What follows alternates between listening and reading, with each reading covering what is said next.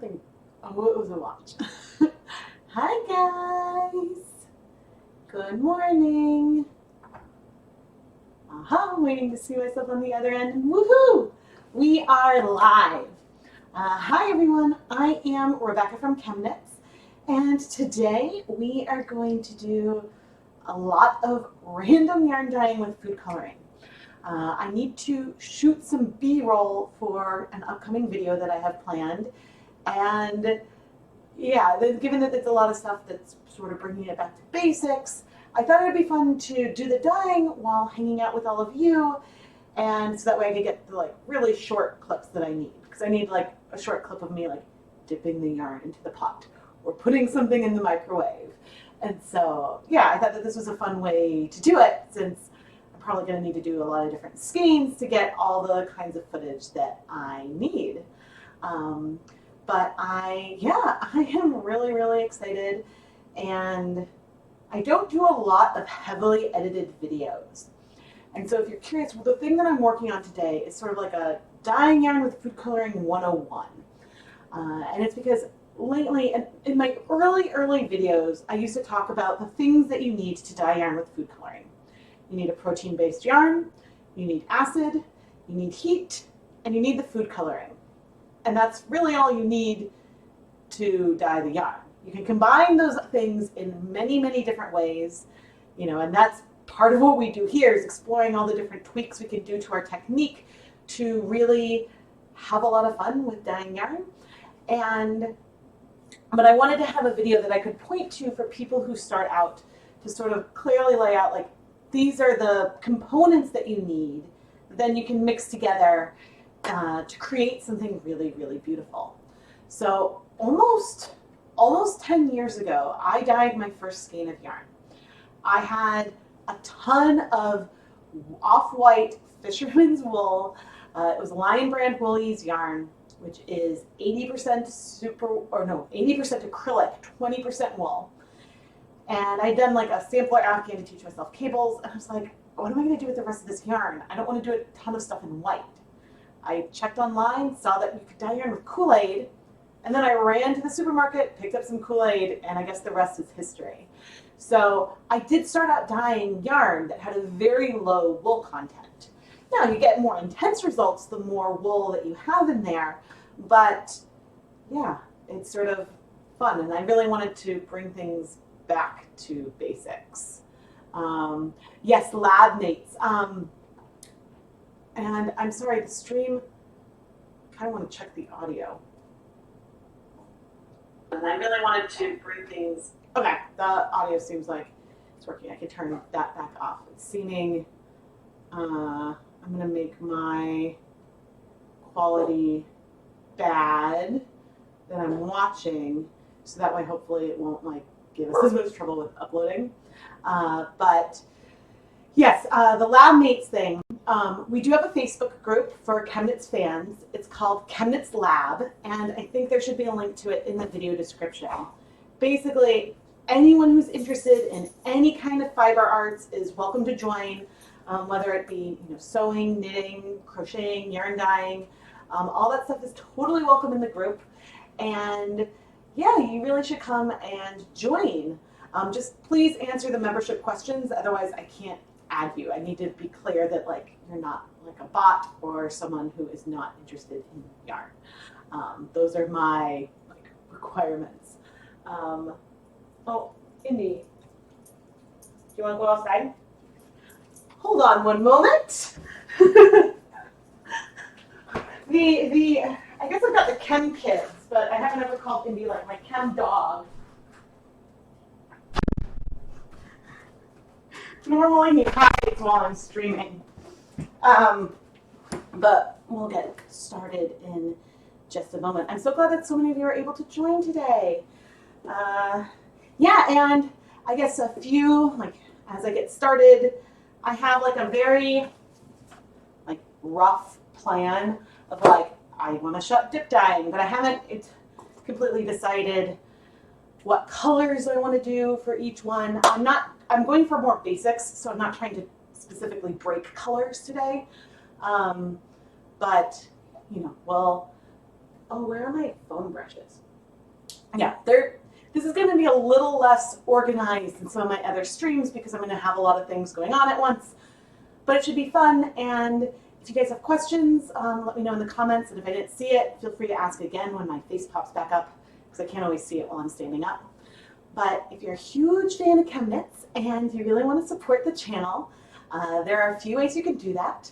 One, you can subscribe and like the videos and comment and engage. It's a huge way of supporting the channel. But there are a few other things you can do.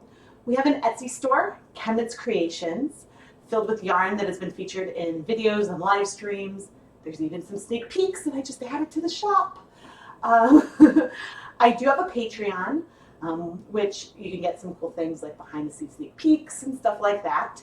And there is also some ChemKnits merch. There are a few things in the Etsy shop, and then there's a few things in a Zazzle shop as well, including like my broken, which is not showing up well on this camera, but my broken violet DNA mug. And just a little product placement here. But yeah, so I think that we will get started, well, probably once I let the dog back in.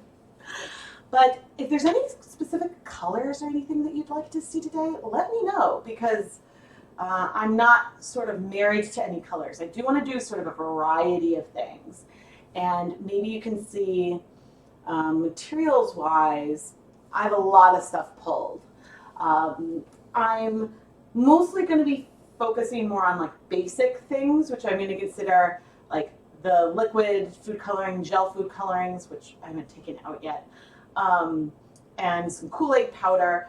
But I pulled some other things because I might, depending on time, also start working on like the 102 video where I show like more or some less typical sources of food coloring that you can use that I really like playing with.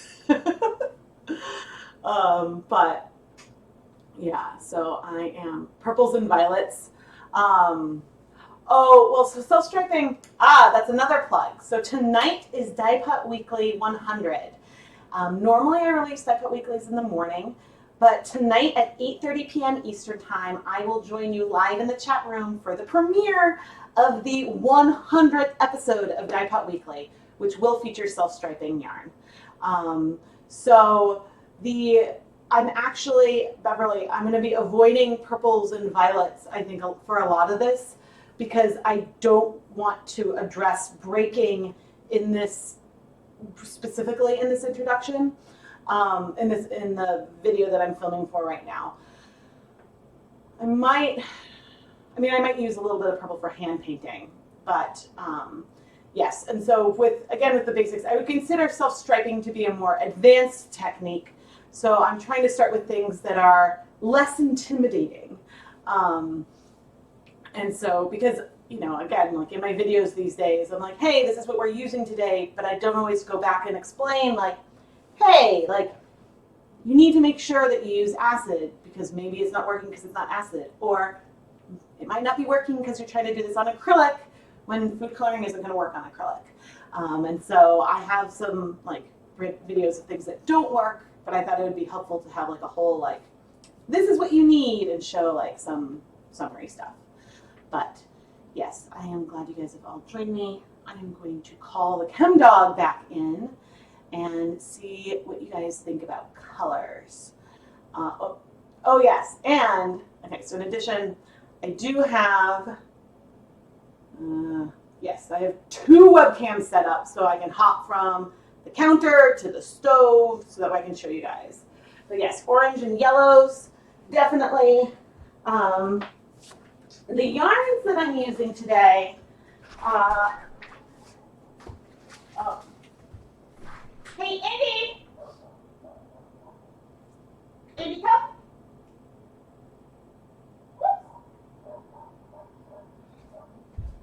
Sorry, guys. I have to grab him. Normally, I put him away.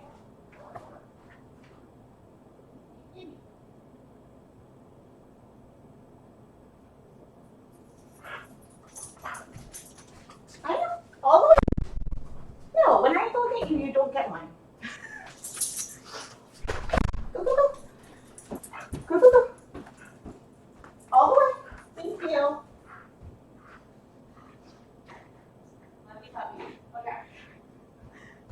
Sorry about that. I knew I forgot something as I was setting up.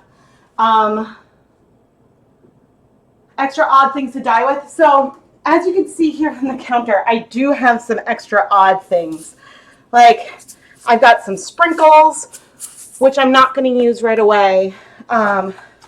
Easter egg tablets, which I'm not going to use right away. These are things I might mention sort of at the end of the video. The color mist spray. There's one other thing. Oh, I need to grab my gels. Oh, the bag of candy hearts. That's what I wanted to grab.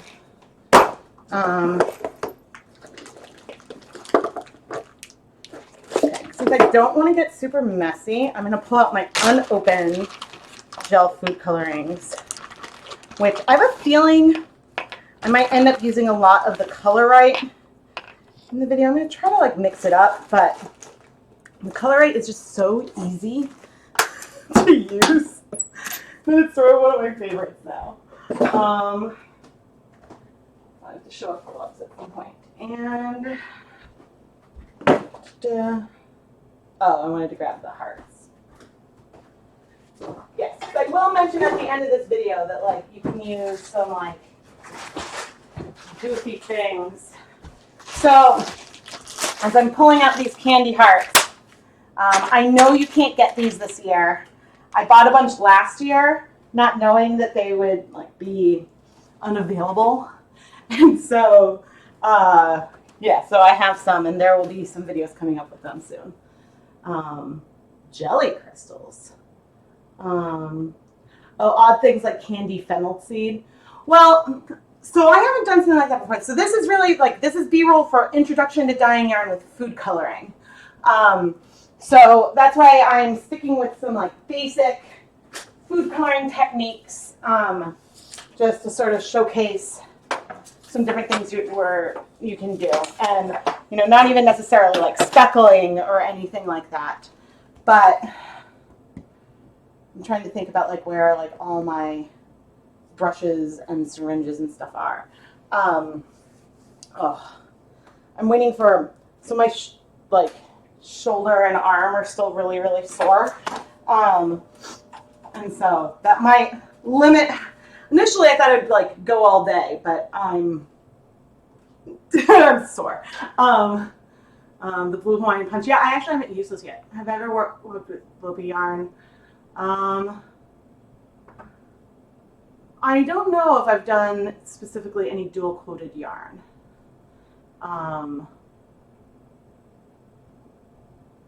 Oh yes, I've done some great things with fabric dye as well, but again, I'm sticking with food colorings today.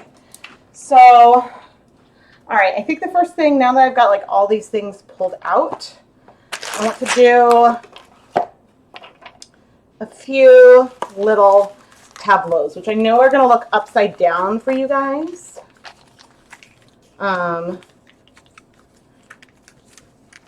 And it's going to be silly because I'm going to take like a little video of this, but it's going to be like still. So I've got some like the Wilton Colorite, some Wilton gel colors, even though I don't have a violet one there. Should find a violet one. It would seem like, even though I'm not planning on using Wilton's violet right now, it would be, I was like, I know I have some unopened violet somewhere. Oh, citric acid, I need that.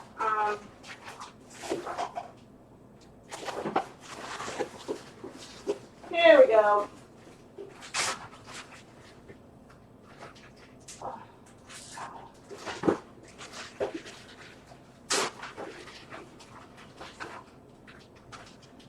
I was on Saturday, I was in a very like minor car accident and I'm just sore. I'm able to function and stuff. It's just waiting for the this morning's ibuprofen to kick in.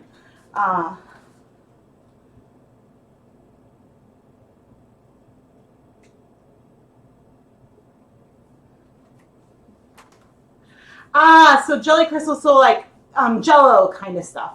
I have done that in the past. I don't necessarily recommend it because there's a lot of extra washing. Because if the gelatin solidifies at all, that would be really hard to get out of the yarn. But it's the kind of thing where, like, if you have some expired product or you have a bunch anyway, then definitely. Oh. Okay, I suppose that this kind of thing kind of counts as like extra. There we go. You guys see? Yeah, my little tableau. And so this is the way. I've only done like a couple shots so far. Oh man, that glare. There's like a. I need a.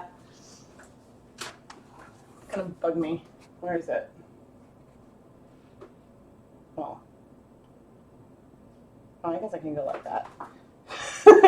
You can't see, but I've got like my notebook and I'm like blocking a glare spot.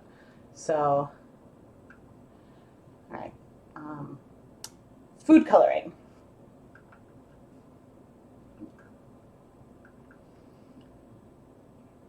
Food coloring options.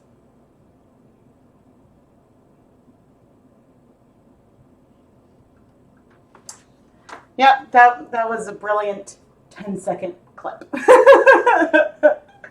But actually, this could be the, and I should switch to take some actual pictures. This could be the, like, the thumbnail. Oh, no, the thumbnail should have yarn in it. Who am I kidding? But take a picture of this anyway.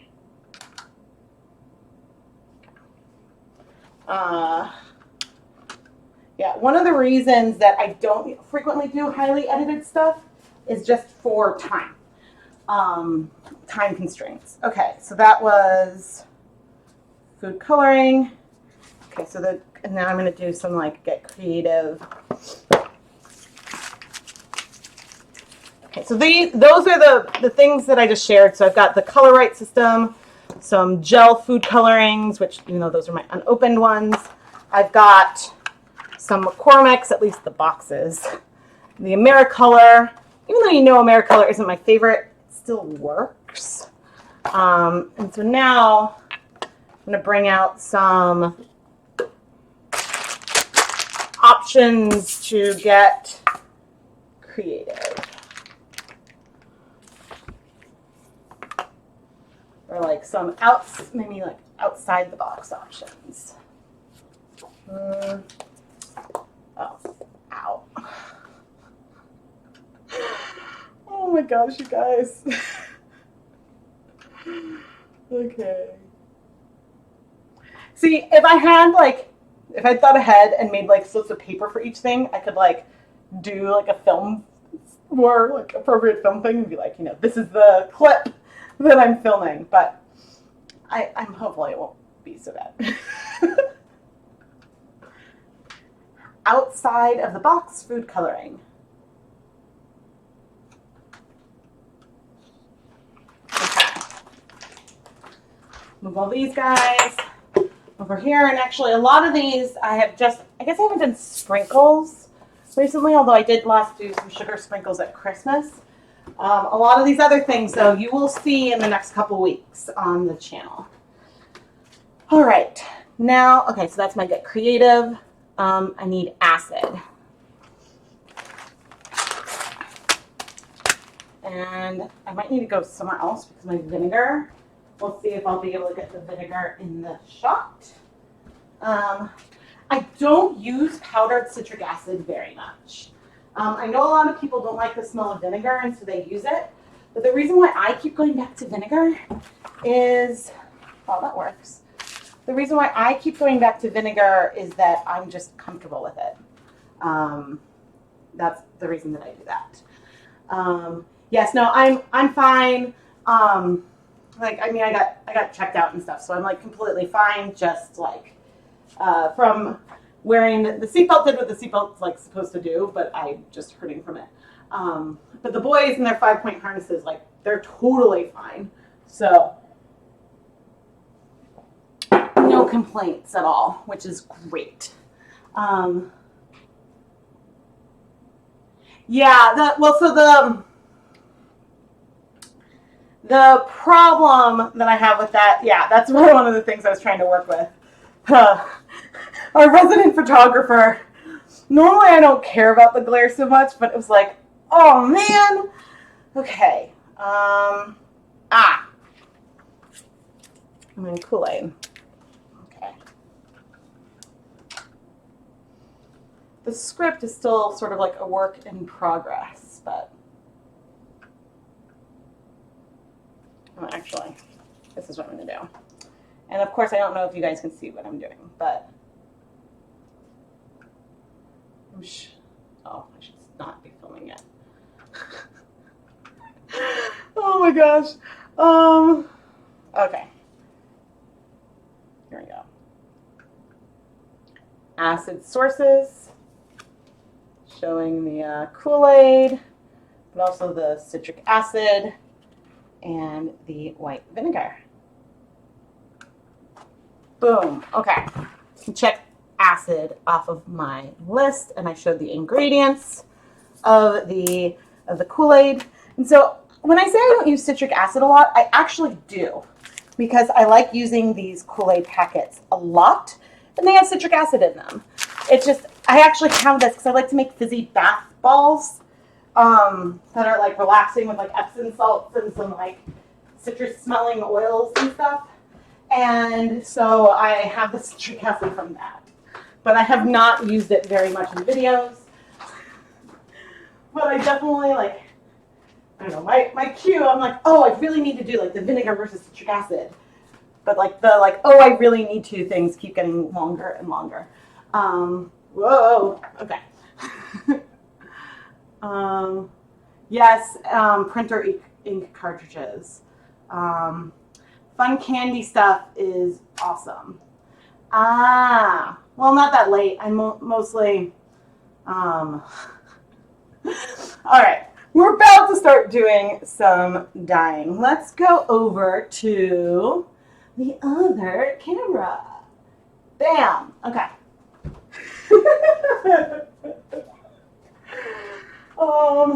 I actually have 3 pots ready to go today.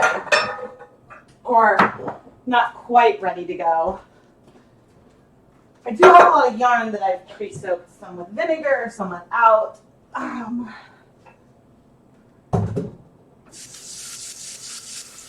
then we'll do some hand painting.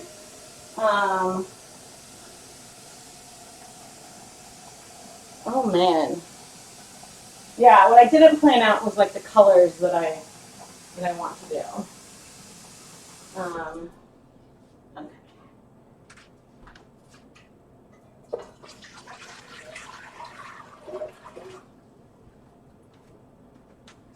Oh, maybe I'll do.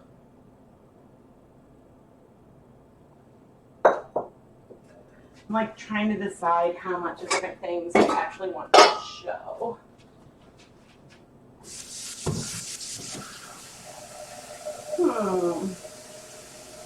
See, this is a lot trickier. My typical style is very off the cuff. Like I sort of talk about what I'm doing as I'm doing it. So like thinking about something that I'm going to be doing with like a crude voiceover is different for me. Putting 8 cups of water into each of those. Oh, there's plastic cups somewhere. The thing that I'm going to really need to try to keep myself doing is I do not want to make this video too long.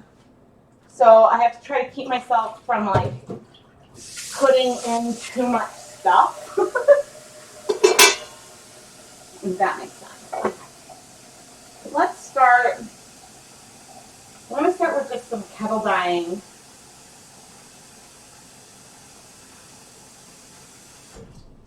Yes, that's the one I wanted to turn on. We're going to turn that on. And let's see. What do I want to... I guess I should do... Maybe I'll do like a tonal sock yarn. Let me see the chat.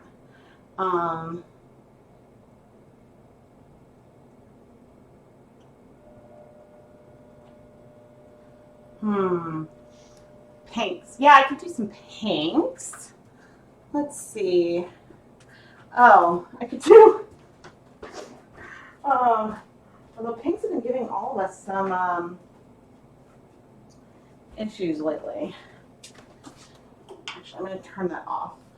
So one of the other things I'm thinking about today is... what was I going to say? One of the other things I'm thinking about... So in this video, like this introduction to food coloring, I'm not going to be exactly going and saying like, I used this much water, this much acid to achieve this color. It's more of like in terms of heat, like, you know, it's like you can kettle dye like on the stove top. So I'm like trying to like think like, do I need to show myself adding the food coloring in? And I'm thinking no. I'm thinking what I more need to do is like the yarn going in, and then I'm going to have a bunch of the finished yarns at the end. Green, like spring, tonal, yellow, and orange. I'm definitely, okay, so maybe we'll do something like this. I'm going to do a low immersion. Why don't I do my low immersion as a sunset? I'll do a sunset colorway on, let's do it on the Wool of the Andes.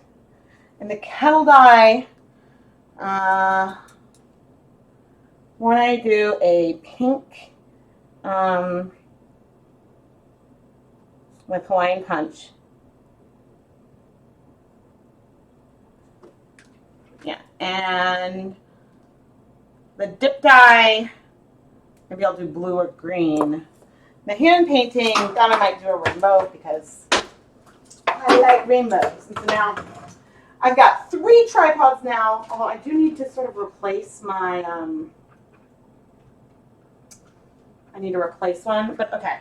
I guess there's not any harm in, I should get extra footage.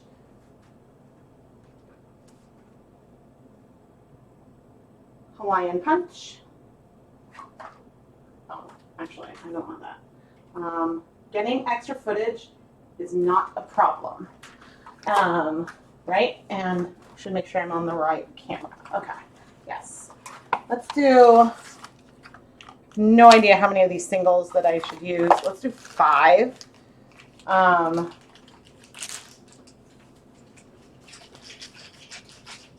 I think this is the one, oh, I did not pre-soak without vinegar.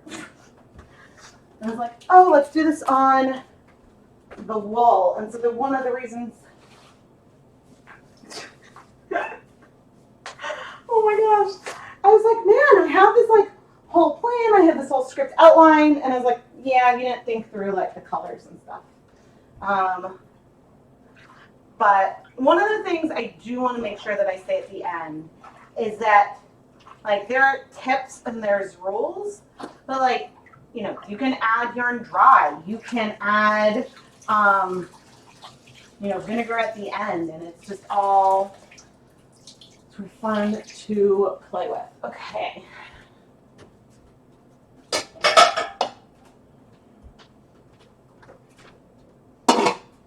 That yarn ready. Let's get these packets ready. Let's dye like a pink, sort of pink kettle dyed yarn.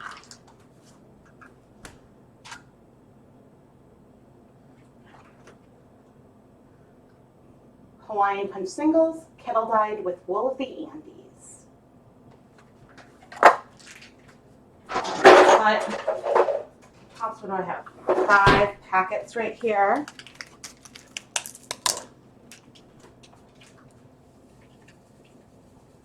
Pouring them in.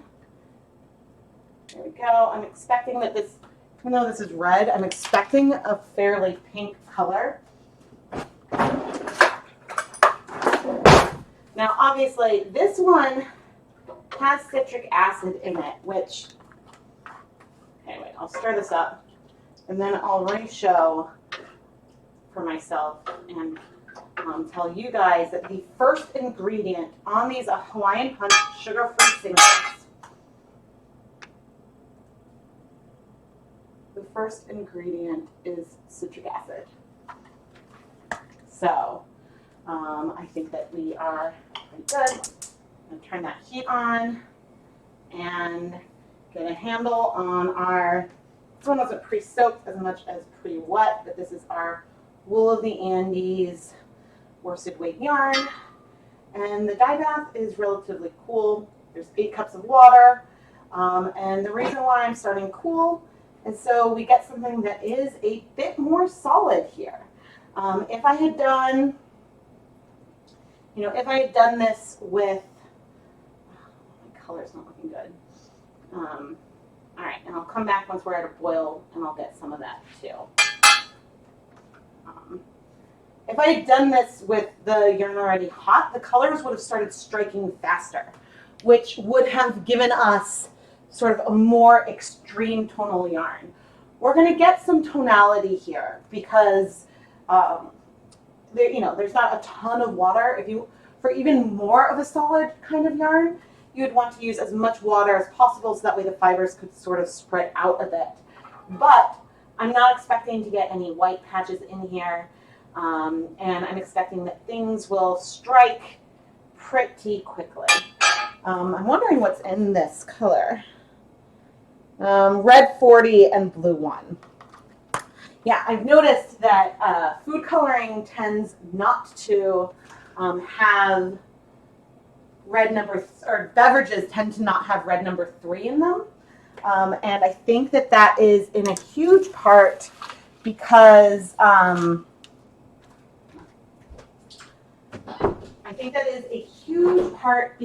they don't, I'm losing my train of thought. We've seen red number 3 crash out with acid. Beverages frequently have citric acid for like tartness and for probably a preservative. And so I think it's just why that's left out. Let's get, all right, let's do now.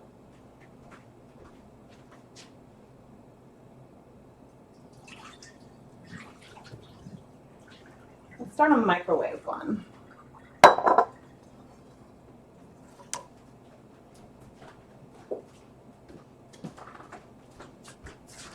I'll keep an eye on that back one.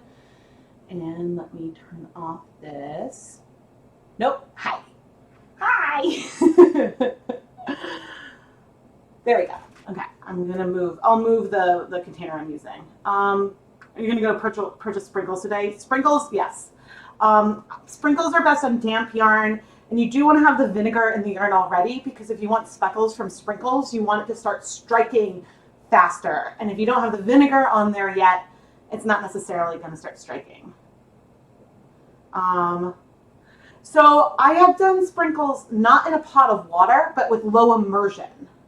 And that has worked really, really nicely to have hot water, low immersion, and then add the sprinkles. It helps them dissolve a bit, which helps with the washing. I usually microwave. For some reason, I settled on 2-minute increments. Maybe because it's long enough that I can quickly do something else, but short enough that I can remember, I won't forget to check on it. And I usually do a total of 4 to 6 minutes. But if I'm steaming on the stovetop, I'll do 20 to 40 minutes, depending on whatever it is I'm working on.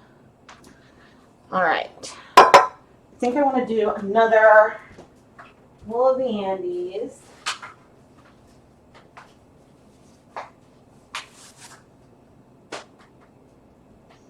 Oh, and we're going to do one. Okay, yes, this is what I want to do.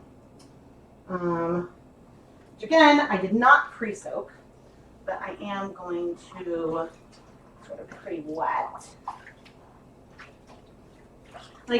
For more even color and for an easier time adding things to the yarn, in general, I do try to pre-soak for 20 to 30 minutes. there's some yarns that I know that soak up water really fast, some that need a lot of time. So it's important to pay attention to what you are using. Okay, let's do, I'm going to put gloves on now. I need to figure out, I'll probably just say like, yeah.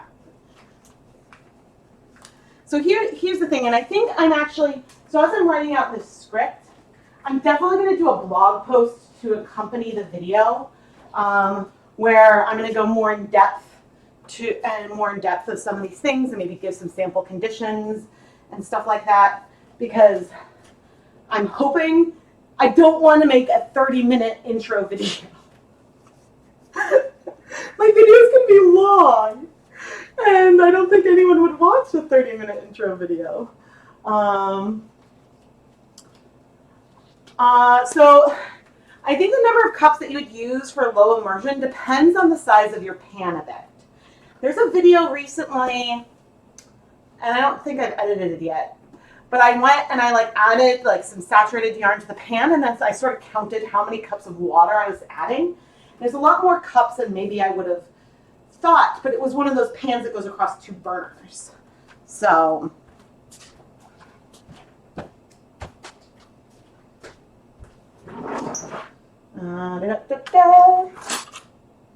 quarter teaspoon to a half teaspoon.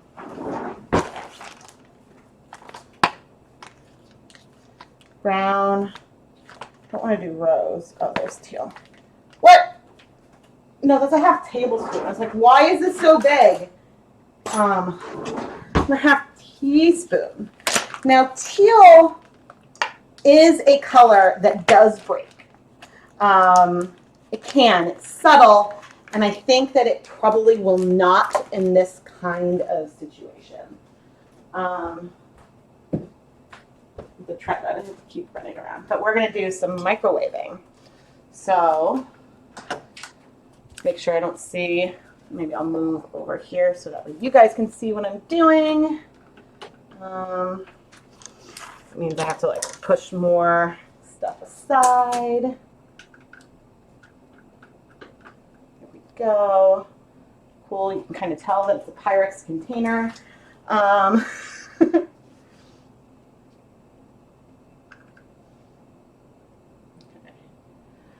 Microwave kettle dyeing with Wilton's gel colors.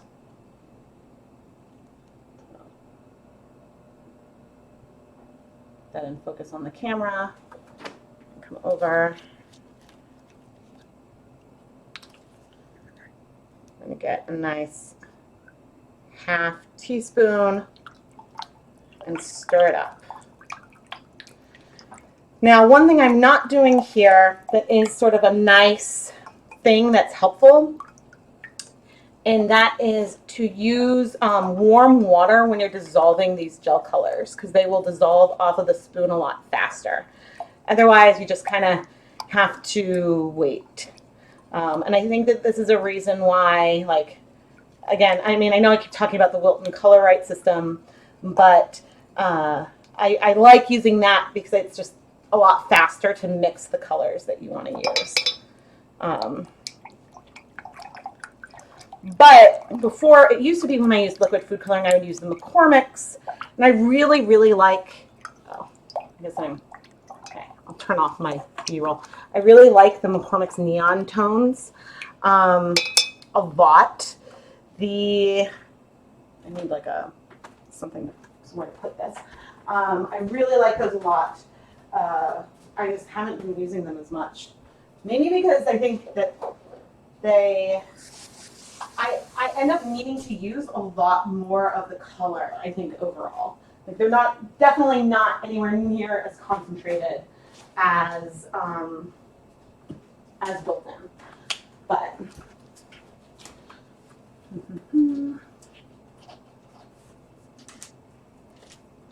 yes, the twisting and tying is something that's really fun. That's something that I might show in a more certainly that's not something I would put in the intro video, Just, it's something that I might mention, but I'm really going for just some basics. A lot of these are like original classic ChemKnits type videos.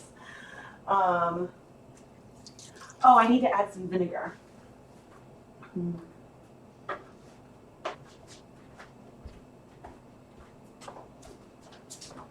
All right, so right here I have about 5 cups of water.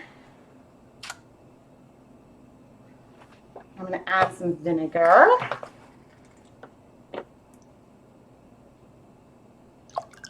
1, 2 tablespoons of white vinegar. And now I'm going to add the yarn, and then we're going to microwave it. And I'm probably not even going to show any of this stuff. I'm probably just going to show like putting this with like maybe putting the yarn in it and then popping it in the microwave. So I'll need to show what's going on the stove again in a moment. All right. And this was just pre-soaked briefly. All right, adding the yarn. Ooh, look at that teal color. Oh, I see a super chat. I will come down in a moment. This is the Wool of the Andes worsted weight yarn. You know it's one of my favorites. And now let's take this to the microwave. And right before we put it in the microwave, our Hawaiian punch. Cindy, thank you so much for the super chat. Thank you. I really appreciate it. This is the stovetop Hawaiian punch. Also simmering on the stovetop. And our water is just about clear. So this is a lot more red than I expected. Simmering on the stovetop without me poking it. Okay, I'm gonna reduce the heat. That is almost done. Now, let's see if I'm gonna be able, you guys won't be able to see the microwave. That part I could not do.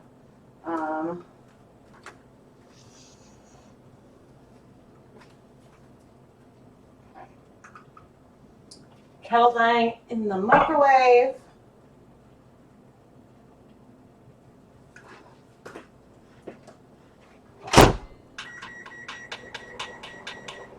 Okay, so I'm starting with 5 minutes in the microwave. And the reason why I'm starting with so much time is that because now I want it to boil. This isn't about steaming. I'm not really worried. I might make a mess in the microwave, but 1, 5.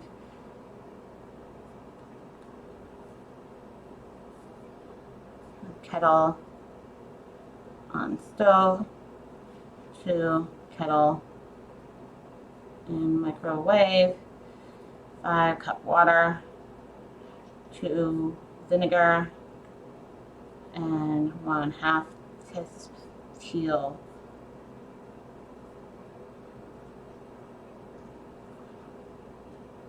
Keeping track of some conditions, and this is, we'll see if it's bubbling after those 5 minutes. And I'm going to come and sit down for a moment. And here we go. Hey guys. I'm going to make myself small. Oh man. Oh, Caitlin, thank you so much for the super chat. I'm so glad that I was sitting when I saw that pop up. If the rest of you are curious, those brightly colored boxes are super chats. You can see a little $ beneath the chat, and it's just one of the other many ways that you can contribute to the channel. And I do have some links of some of the items that I'm using today in the video description. Some of these links are affiliate links, like to Knit One, which means that as an affiliate marketer, if you purchase something after clicking on my link, I do earn a commission from that sale. but I do purchase my own items and choose what I like to use in these videos and stuff myself. And so when I don't like something, believe me, I'll let you know. You said some double foxfire to soak for overnight dye later, and the color is bleeding out.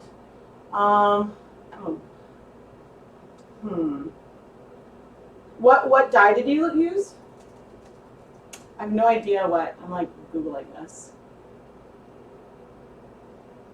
Oh, some of Knit Picks Dapple, the color is bleeding out over from what you're pre-soaking from the commercial color. Yeah, so this is sort of like what I was saying. Some commercial dyes will bleed when you're pre-soaking, whether or not you're soaking for blocking or what. And one thing that you can do if you notice bleeding is to add some vinegar to the soak. This is something that can help whether you want to block a shawl or something. But Ozquilter, Kansas, thank you so much. Thank you so much for the super chat, everyone. Ozquilter and Caitlin and Cindy, you guys are awesome. Thank you. I mean, all of you are awesome for hanging out here with me.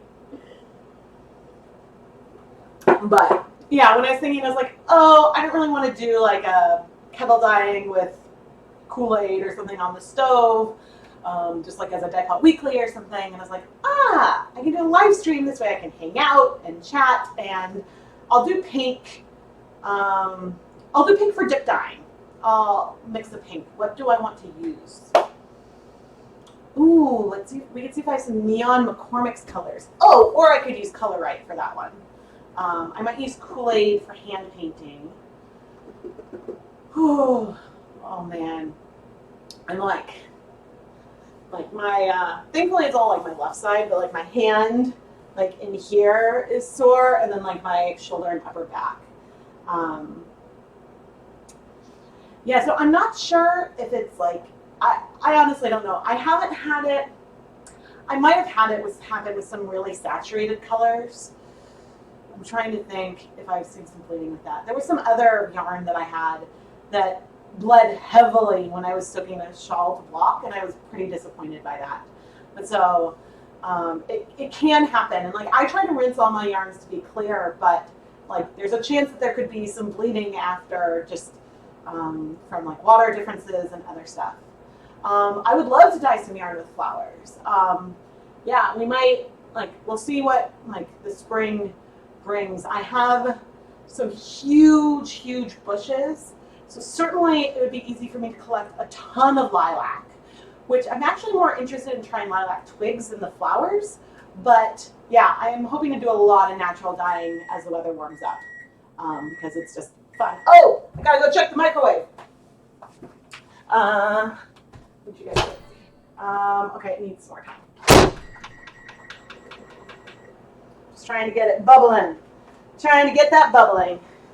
Now, one thing that's also something that I really like to do that I probably won't mention in the video is that I like to use Kool-Aid sometimes to dye some yarn, and then I like to use the exhaustive dye bath, and I'll use that for food coloring or maybe even acid dyes, and to like reuse that citric acid, and that's something that I love to do.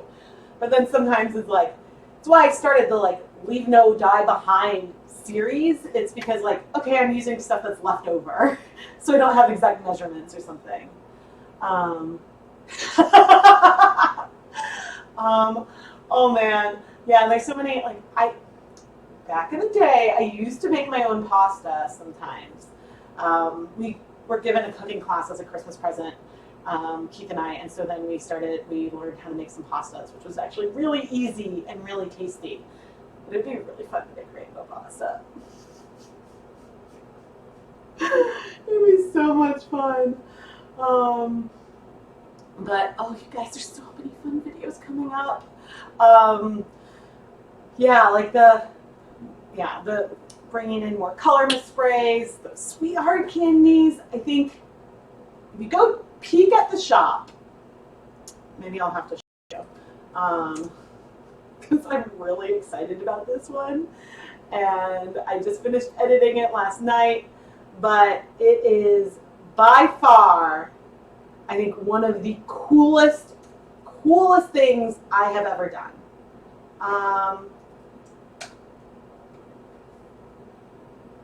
So just, and obviously it's available for purchase too, but you don't have to buy it. Just go peek and come back. I wish I could drop pictures into the chat. That would be really cool. It it worked so unbelievably awesome that candy is a really silly thing to work with, but I just love it so much.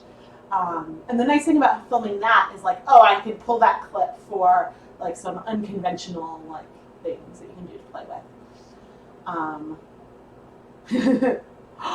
Wow!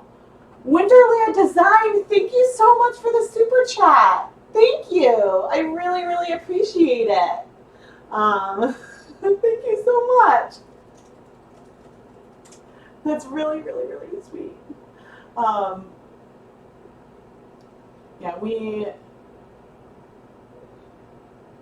Thank you guys. Isn't it cool? I am really, really excited about it. And this is one, a lot of times, I've talked about how I should check the microwave, but sometimes I like to unravel blanks on camera, and sometimes I don't want to because I feel like the final project is just so awesome on its own. This is one of the ones where I'm this is amazing on its own, and I don't want to unravel it. But given the techniques I can visualize and what it would look like. We are not bubbling yet. Okay. Oh, I don't even have to show myself taking it out. I guess I might want to. Okay. Hopefully. Oh, here are my tongs. Okay. Removing the yarn from the pot. Still a little bit of pink in there, but it's mostly just cloudy.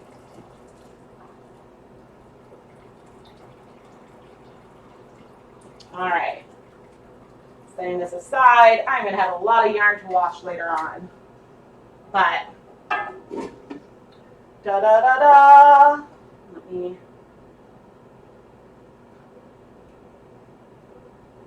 Hawaiian punch yarn. Cool. B-roll. Okay, I am good. Oh, I'm going to turn off that heat. I'm going to dump it. And we are going to reuse this pot, I think. Oh, my other one. Maybe we'll do dip dyeing next. Just give it a quick rinse, and we will reuse this pot for some low immersion. Or not low immersion. I'm going to do some medium immersion. Put this up.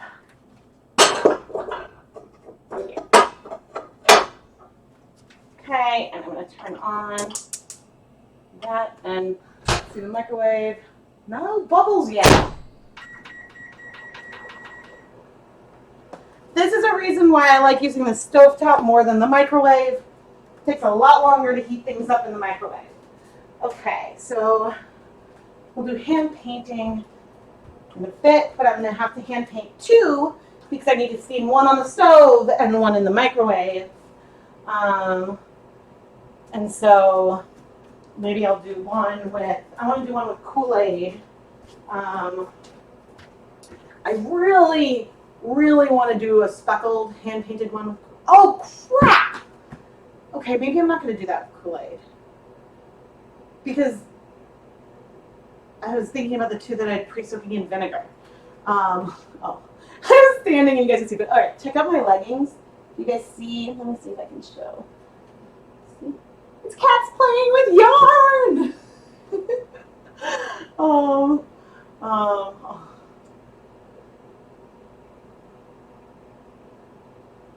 Oh, the stream is bad. Yeah, it looks to me like sometimes it's skipping, unfortunately. let me know, is the auto quality skipping? It seems like the visual is skipping a bit sometimes, but I put mine on low quality, so hopefully. Oh, and it says YouTube says my stream health is good. You think it's your phone buffering? Yes, thank you for the thumbs up. Okay, so Froggy says that it's fine. It says my software and YouTube books say the stream health is good. Yes, the only kinds of cats I can have. We're allergic. Unfortunately. Okay, so what colors do I want to hand paint? Okay, so what do I have soaking right now? I have, with no vinegar, I think I have a Swish DK and a Stroll fingering weight yarn. With vinegar, I think I have a Wool of the Andes and I have a Stroll stock yarn.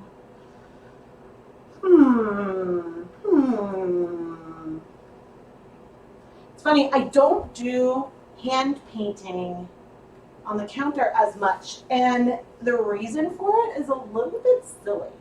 I can do one with sprinkles maybe. I could mention using dry powder. Orange and yellow, blue, green, yellow. Ooh. I'm glad you like my videos. Blue, green, yellow was the first hand painted wool that I ever did. I've shown the hat and stuff a few times.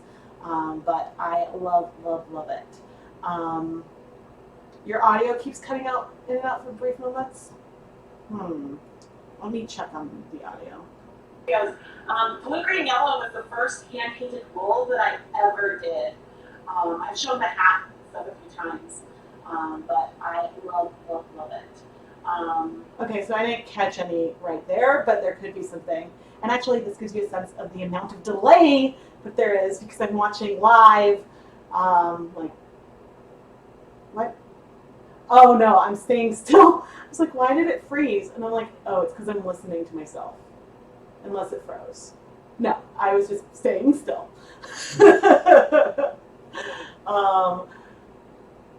Oh yes, I know there's a lot of sprinkles fans here, and I want to do sprinkles, and I could do that for, maybe I should do some sprinkles just for B-roll for the more advanced one that I'm planning to do.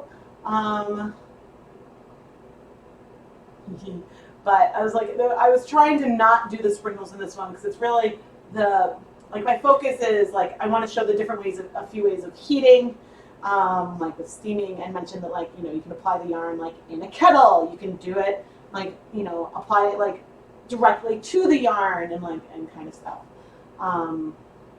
So, all right, I'm gonna hide my little face. Let's go see if we are boiling yet in the microwave.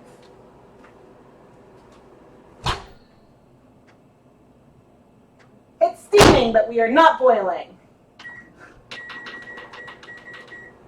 That is taking a long time. Okay, we're gonna do pink. We're gonna do pink and what? Okay, we can use some McCormick's. What colors do I have? I've got neon. Do I have very much neon pink? No. Got a lot of green.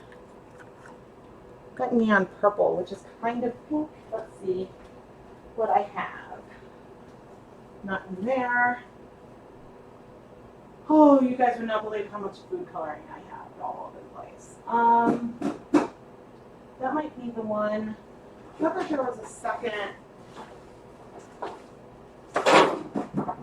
When I was pulling stuff, I definitely saw one, but that one's not open yet, so I don't want to open up a brand new one right now. That is, yeah. Oh, it's down here. Nope, those are those horrible edible food markers that I do not recommend at all.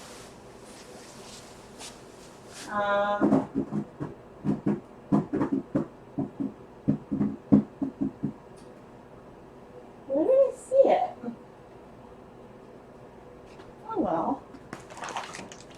dropped in here. Nope, that's all color right. Weird. I definitely saw a second one. Oh, wrong. I think you're on this camera. I definitely saw a second one of these somewhere. All right, it looks like I might. All right, when I do green, I will use a McCormick's green because I have a lot of it. I have a lot of this ready to go. But we will use some Color Right base pink, which definitely will turn my hands pink if I'm not careful. And we'll start that one next. Oh, let me see if I can get the, let's start filming just in case.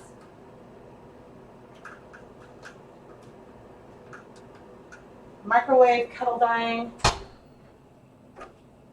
And that did not work. I was too close.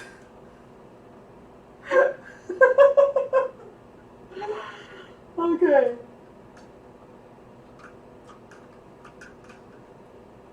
Attempt 2, microwave kettle dyeing.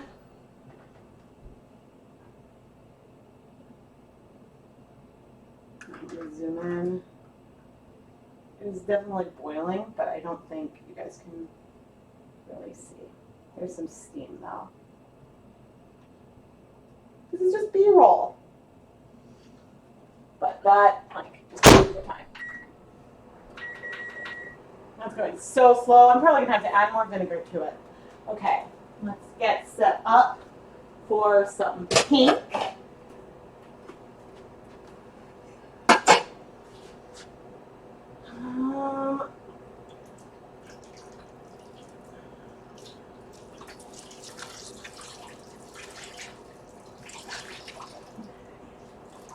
Got this ready for, we'll do some dip dyeing. Which, you know, I probably need as like a 1 second kind of clip.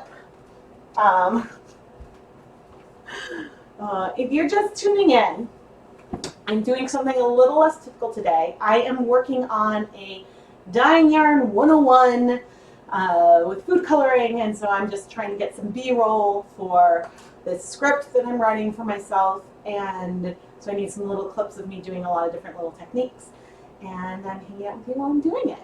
So I think that we're hopefully having some good fun. Oh good, okay. I am going to take a quick break to drink some water, and then I will come back and hopefully we'll be hot for our dip dyeing. But so not everyone might see a commercial, so if you don't see something, don't worry. YouTube decides that pretty randomly, with no like real rhyme or reason to me, but these ads definitely do help support the content. Okay, place the button. Yes, YouTube says based on complex criteria, some of your viewers will see an ad. Keep on streaming. Oh, I use this as a chance.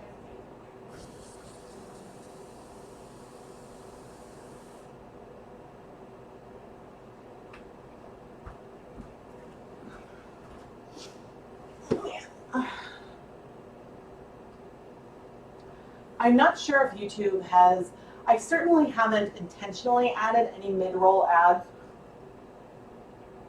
to any of my YouTube videos, but I know that like other YouTubers definitely have. I have the option to like choose where ads should go in the videos, but I haven't done any of that because I don't necessarily want to, but I have a feeling at some point YouTube might decide to start doing that. So feel free to let me know. But, oh no. Uh-oh. So Streamhouse is good, but I did just see it buffer. I'm seeing it buffer. I'm going to check on this.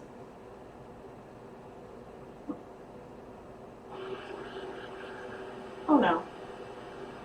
As you see on my confused face. Since Streamhouse is good, but I did just see it buffer. Okay. Not sure. Again, I'm trying to watch on deliberately pretty low resolution. So that way, like me, like being in the, why are you stopped? Oh, because I paused you.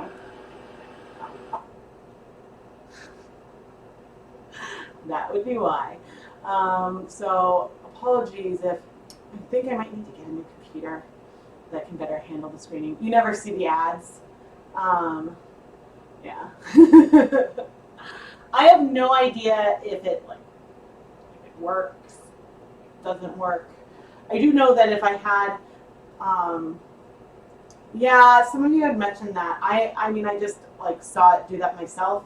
Again, like it says like that I've got good stream health. Sometimes like when streaming, it'll tell me that it's like poor. So I'm surprised. Maybe YouTube's having issues. All right, now I'm gonna run back to the stove. All right, we want pink. Since we're dealing with red number 3, let's see how our microwave is doing. Are we clearing?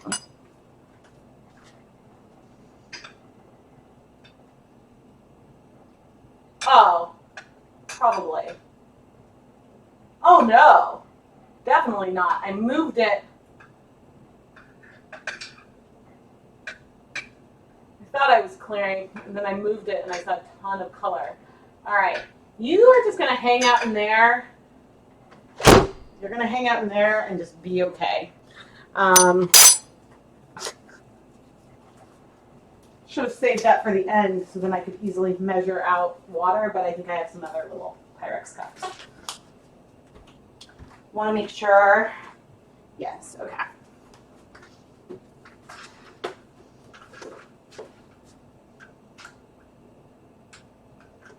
Too zoomed in.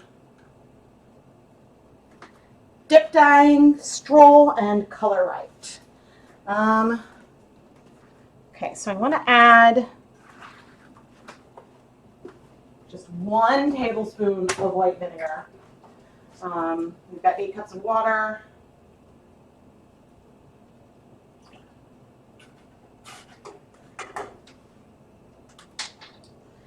Yeah, we only want the 1 tablespoon of white vinegar, and I haven't pre-mixed the dye somewhere else, but we are going to add the dye, give it a stir, and then start dip dyeing.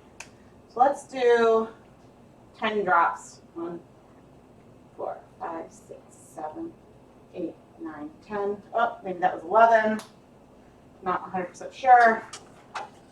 Quick stir. Which, it's funny how, oh crap. Got a glove with some dye on it, and now we are going to dip dye.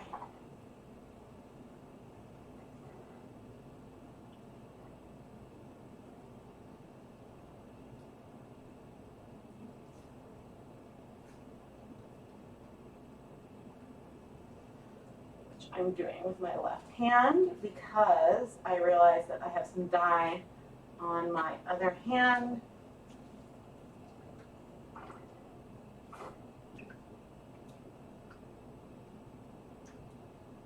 But there we go, a nice little variegated pink yarn. I'm going to reduce the heat, set a timer for 5 minutes. Pinks need very little acid and very little time to bind. Blues need more time. And so one of the reasons why I start so low is that if I was trying to break a mixture, the pinks will start striking, the blues probably won't start striking. And so therefore you can add more acid to add the blues on after the fact, which gives you this, like, it maximizes that amount of breaking that we see.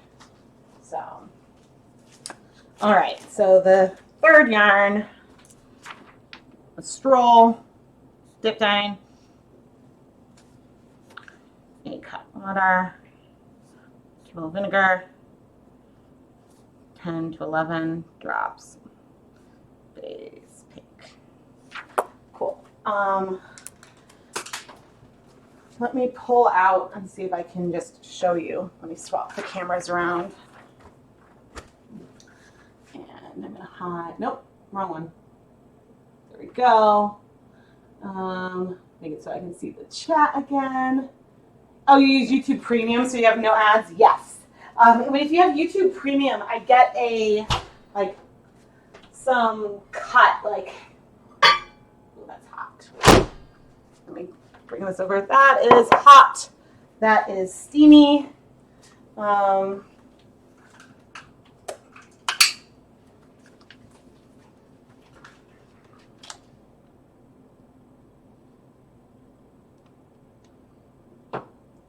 Steamy yarn.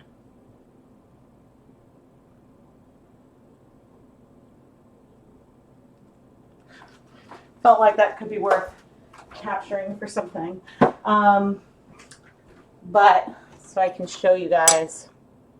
Okay, we're starting to clear. It's possible that when I first set this up, there's some blues left. It's possible that when I first set this up, that there was like a clump that wasn't dissolved in there. So when I moved it, it was like, hello, here I am. But I'm now, because we're still hot, so I'm going to add another 2 tablespoons of vinegar, just to sort of help. I'm not even filming this for B-roll, but this is nice and hot, and we have a really nice sort of tonal, semi-solid teal color. We're going to leave that there. Okay, let's take a look at here's my pen. It's like 15 plus min. Move.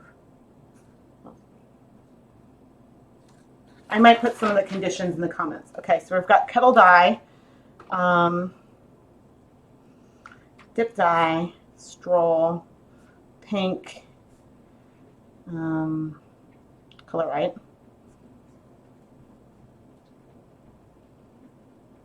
microwave immersion, teal, icing, color. Cool. Cool. I'm like hitting these strides. Yes, it's a beautiful, beautiful pink. Let me pull it back up since that's where things are happening right now. It's a very, very pretty pink.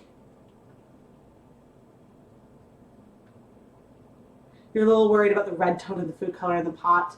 Yes, so I think it's really hard to get something that looks red using the color right base pink.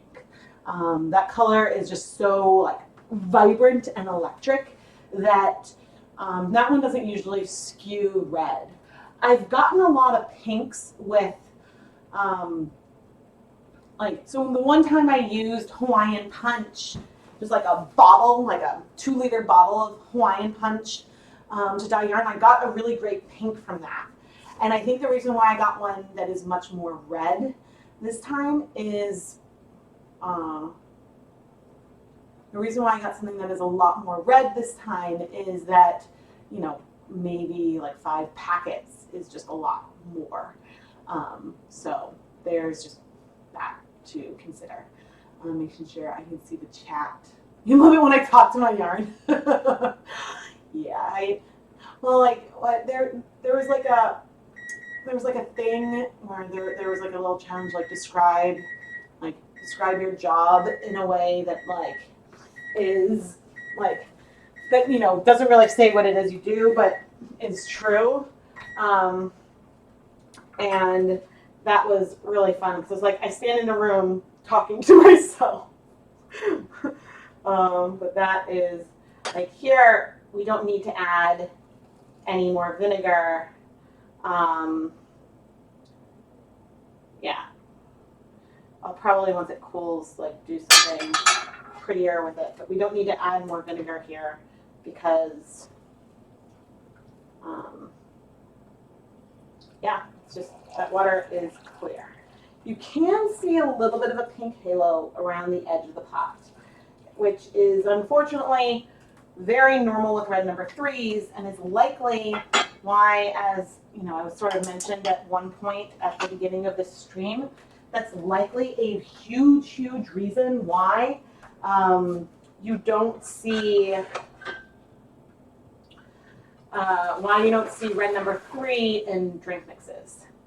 And that's funny that bubbled. I need a hot mitt. So you'll notice I transferred the water from one pot to another just now. This is 8 cups of water with 1 tablespoon of vinegar. And we're going to do some low immersion. There was some requests for some sunset type colors. And we're going to do that in this pot for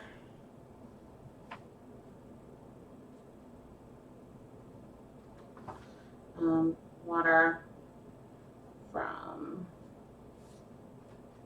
1 tea vinegar.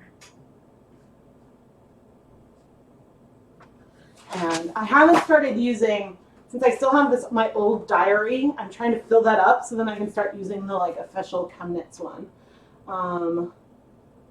Yeah, the teal is really, really great. Okay, I want to, oh, I know what I can do. Ooh,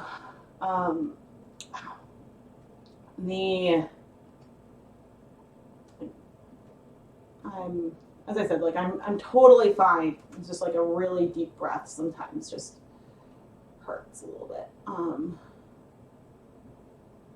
There we go. So that's where the action is happening. All right, let's do, let's start getting ready for this low immersion. Where is, so I need the DSLR. So if you're curious, I film basically everything on a Canon EOS 80D. This is my second camera, Canon. I really should replace the shutter on my first because the shutter broke. And that is why I had to replace it. All right. This time we're going to use Swish BK, which is 100% superwash merino. It is a huge, huge, huge favorite of mine. And like the Stroll, it does absorb color really, really fast. Although maybe we'll just do yellow and orange. Maybe not add any pink in. Well, we'll see. We'll see how we feel as we start doing this. But low immersion, Swish DK. So add the yarn to the pot. Sort of spread things out. This is not low immersion. Let's call it space dyeing. We'll call it space dyeing. I feel like low immersion is a bit more. Yeah, we'll call this space dyeing because there's going to be more water in here. So it's sometimes people ask what's the difference between space dyeing versus low immersion? Low immersion really has to do with the amount of water. When you're doing something that's low immersion, you're saying you have a really low level of water. I don't have a really low level of water right here. This would be immersion dyeing still, or sometimes maybe I'd say medium immersion as opposed to low. But you can still add colors to different sections of the yarn and it'll spread out and you'll see different colors in different sections potentially, unless my acid is too low. So we will see.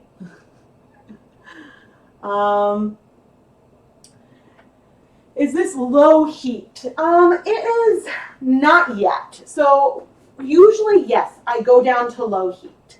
Right now, I have high heat because I'm just trying to heat it up. So, oh good, the teal yarn is clearing.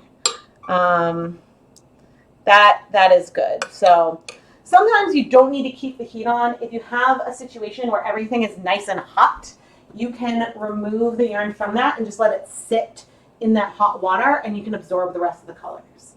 And sometimes this even helps. I'm not sure as much for food coloring, but there are other dyes that absorb better, not at the high boiling temperature, but maybe at something a bit lower. So if your water's not clearing, turn off the heat and let it cool completely in the pot. And from that slow cool off, you might hit the ideal temperature for whatever dye, and get the colors to absorb. So, yeah, so this one is going to be more space dyeing. Nope, not low immersion, space dye. And again, I think that like I'll bring out this whole steam pan. For low immersion now, I like, and I use this in videos, and I have a link to the one that I use in the video description. I love using one of those like catering steam table pans because it's big. You can lay out the yarn and you can access a lot of the yarn at the same time. Whereas here, our skein is sort of like folded over itself, so you can't necessarily access the whole thing at once, if that makes sense. And I'm going to, again, put on my one glove. What was I going to do with the... Oh, I was going to dip dye with green. What else can I do with the green? I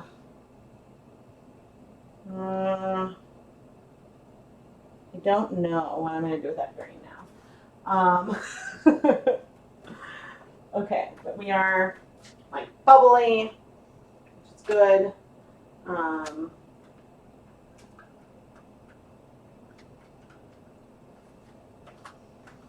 Yeah, if I had more of the other liquid colors, amazingly, the base yellow is the color that I used up the fastest.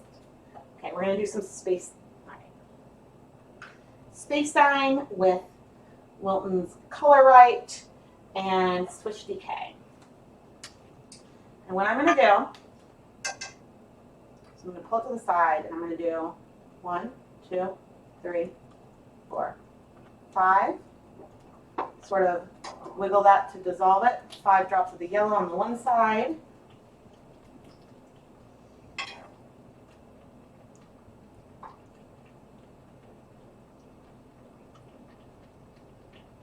Five drops of orange on the other.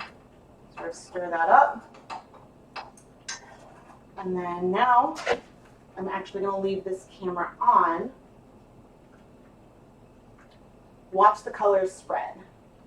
Maybe we'll do a tiny like time lapse or something, but you can see these colors sort of spread out and spread into one another.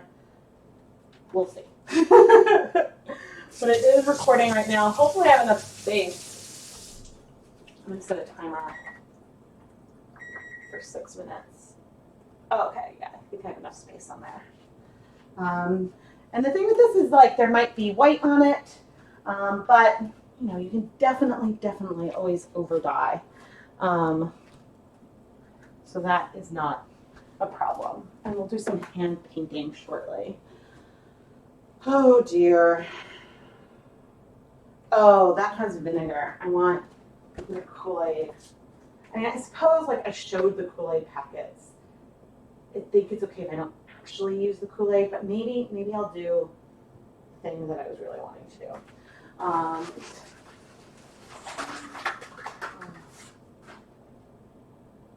Yeah, for the hand painting, and some of the things I might put like, oh, that's swish. Some of the things I might put in the blog post versus in this like 101 video might be things like, hey, some techniques are easier to try it first with superwash versus non-superwash and stuff like that. Soaking more yarn. It's funny, a lot of people will pre-soak their yarn for even dip dyeing and stuff with vinegar. And I usually don't. And the reason for that is that I usually want things to absorb too fast, which is another reason why I start with like a low level of the acid just anyway. I'm not sure how much things are spreading out, but maybe I will come and check. Still some yellow there. You definitely still have some orange there. Okay. It is low acid. Teal is still super steamy. Would this work with Kool-Aid too? Yes. If I was going to do this with Kool-Aid, then If I was going to do some space dyeing with Kool-Aid, I would probably start with no vinegar in the water to begin with. And yeah, that's the big thing I think for me using, oh no, well sure, move that over like that. That works. Yeah, so that's the big thing with doing Kool-Aid. The other thing to consider with Kool-Aid, each packet of Kool-Aid has citric acid in it. So if you want a really intense color, and so you're going to use 10 packets of Kool-Aid, that's 10x the amount of citric acid. I had a video where I wanted to see, like, does grape Kool-Aid break? And I think I was only using 3 packets of the grape Kool-Aid, but I needed to use a non-superwash wool to see the little bit of blue at the end because the acid concentration was high enough, and I think the color had so much red versus blue in it that the blue started striking pretty fast, which makes it harder to see those colors. Now, I've certainly broken purples with red 40 and blue 1. I think it's ultimately the proportion of the two that really matters. And so with anything that you're breaking, you want there to be a lot of the second color left behind, which is, I think, a reason why, like, you can see the teal break and you'll see like that blue-green go to a blue because there's so much blue in there and not as much yellow. Whereas Kelly green kind of breaks, but it is kind of a blue-green, but I think like a leaf green would be a little hard to capture blues at the end because yellows do absorb faster, at least with the food colorings, but you know, maybe not. The biggest extremes are the reds and the blue. Can you do the current technique on roving? Oh yeah, oh yeah. I've definitely done some things like this on roving. There's one of the really early Die Cut Weekly episodes had me doing this on black, which was pretty cool. But speaking of Die Cut Weekly, let me grab a little link for you guys. So tonight is the 100th episode of Die Cut Weekly. And even though they keep changing my thumbnail on the page, and I can't tell you how many times I've had to do that, but tonight at 8:30 p.m. Eastern Time, a live premiere of Die Cut. And I just popped the link into the chat so that way you can go and you can ask YouTube to give you a reminder when it's going to start. Usually I think that they do like a notification for people who have turned on notifications on the channel, maybe like 30 minutes before. But basically a live premiere is the first time the video is released, it'll start playing like it's a live TV episode or something. And there's a chat room, just like a live stream. And this time I will definitely, like, for my premieres, I try to be in the chat room. So that way, like, as we wait for it to start, like, I'll join the chat room a little bit, like, maybe, I'll certainly be in the chat room by 8:15. So you guys can ask me questions, we can chat as it's going on. I can tell you things like, oh, like, this is where I miswound it and I had to start over again, which really was because of a dumb mistake on my part. And so, like, I can give some, like, little behind the scenes looks, or you can just ask questions and we can hang out. I really like being in the chat room on live streams, but I can't really do that when I'm also, like, the one in front of the camera. So, oh, thank you. There are, like, Valentine's Day cat and yarn leggings, and so pretty excited.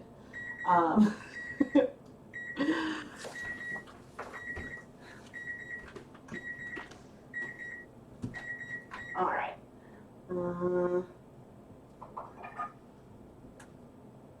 Good stuff stays on the memory card. And we still got some yellow. Still have a little bit of orange, but colors are starting to clear a bit. There's also some white in there. And something I should hopefully remember to say in my script. I'm going to stop that time lapse. I'm not sure how much that'll show. But one thing I should remember to say in the script, if you don't love it, over dye it. Yeah, because you certainly are not limited to, like, if there's too much white in there, you can hand paint it, you can dip a section into a color. There's a lot of stuff that you can do. But my hope with this video that I'm going to be creating is sort of to drill in the, like, you need protein-based yarn or fiber, you need heat, you need acid, and you need food coloring. And I'm even going to sort of say what the food coloring compounds are that are in the US that I know work. But I know things vary in different countries, and there are definitely food colorings that work in Canada and Europe and Australia. But there's also some that don't really work. So that's just something to keep in mind.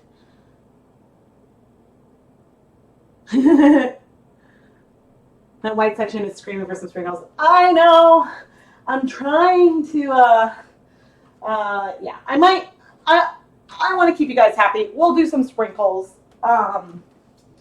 We'll do like and I mean, if I keep you guys happy, I want to keep myself happy too. We'll do,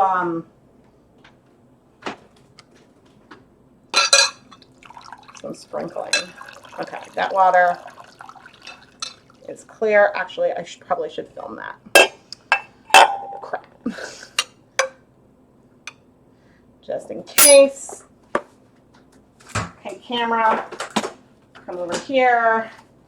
I sort of wish I could have like another webcam like on the ceiling so you guys could see all these other antics.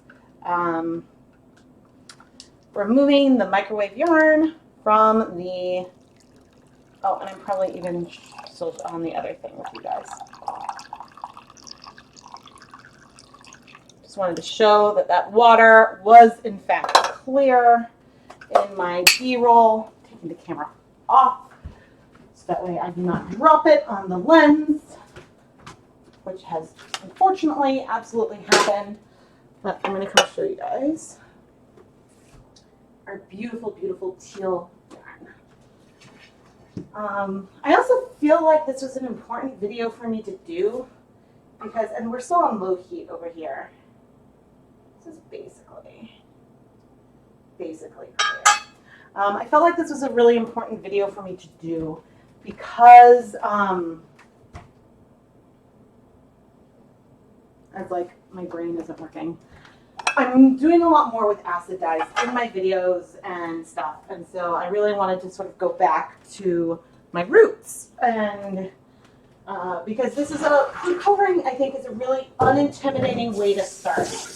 Because when you're doing commercial dyes, you know, there's additional things, like you want to make sure that you're not using any non-food items, and there's just things to consider. You know, and I think that that's just important. And so, and like you need extra equipment, but, you know, I decided I wanted to dye some yarn. I realized I could use Kool-Aid. I ran to the grocery store and then I tried it that evening. So there's something that's really easy about just giving it a go.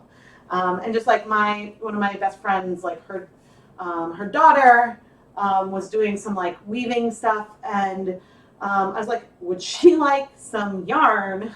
And so I sent like her some superwash yarn and some Kool-Aid, and I was like, you know, have fun. So that's sort of how that went down. All right, I think I am going to send you guys to, I do this as a marker for myself. I'm going to start setting up for some hand painting, and I'm going to send you guys to a brief commercial break. But you'll be able to watch me set up this messy, messy counter. Oops. And what's so funny, I think I'm live. There's a big delay right now.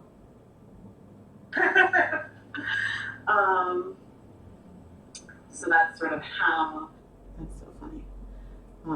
As I like wait, like I try to use like my head as like a symbol to like keep track. Okay, now we're gonna do some hand painting. Okay, I see my head.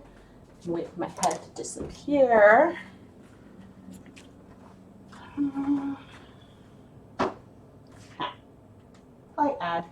And again, if you don't see an ad, don't worry.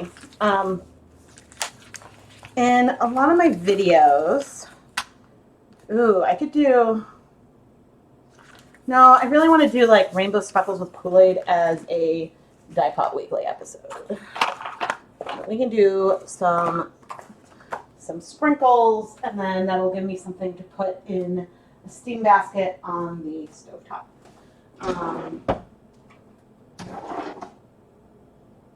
Oh, let's get the cling wrap that I like messed up the other day.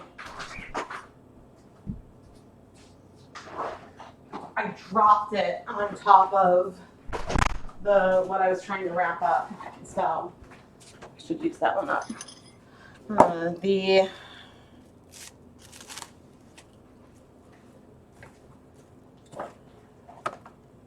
but I started to say, like, so I don't do hand painting as much anymore, and that's not because I don't love it. What I don't love is, I don't love editing hand painting videos. I love doing it, but it's just like the clips are all really long, and it's just not like they're not my favorite ones to edit together. And because, you know, when I'm filming, I'm just talking the whole time, and then I'm like, oh, I have a 15-minute clip that I need to edit down. But yeah, let's do, I haven't done sprinkles whoa, in a while.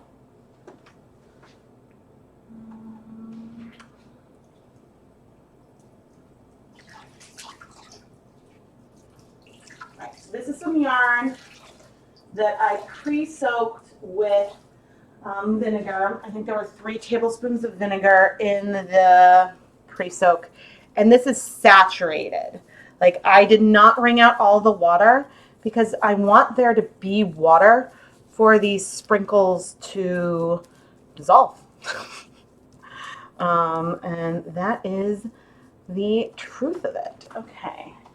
I will be putting on gloves though, and I want to make sure I can see the chat in case there's any questions or super chats. Let's see.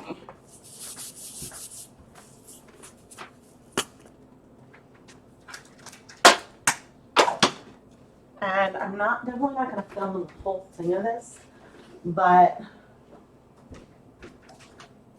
maybe I'll throw in some non-conventional clips at the end, and I'm going to have to like film the yarn. Okay. Non-pearls. This might be for bonus techniques. There's no shaker there, but we're just going to throw on some sprinkles.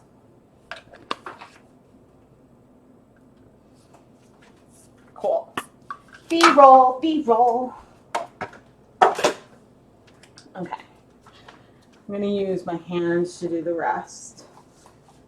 Oh. I'm not sure. Maybe I should zoom you guys in. But so I'm using these nonpareils. These are ones that I got at AC Moore.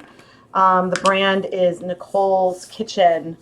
And I picked these ones because they have a brightly colored, just because they're brightly colored. And I thought that they would leave like a nice punch of color behind on the yarn and on my kitchen. But so nonpareils, unlike candy hearts and some other things, they definitely, they have a clear center. So the colors are really only on the outside, which is just something to keep in mind if you're using it. But again, I've also, oh gosh, these are going to go everywhere. I've used these as low immersion too, which is a really nice way to play with them because then they kind of dissolve. But if you do it too heavy, there can be a little residue. It does wash out, but you want to do extra washing with any kind of sprinkles. And I'm really only wearing gloves to not dye my fingers. But I'm probably going to be dyeing my feet. And hopefully, oh, you can, well, maybe you guys can't see, but there's like some really cool specks of color in here already.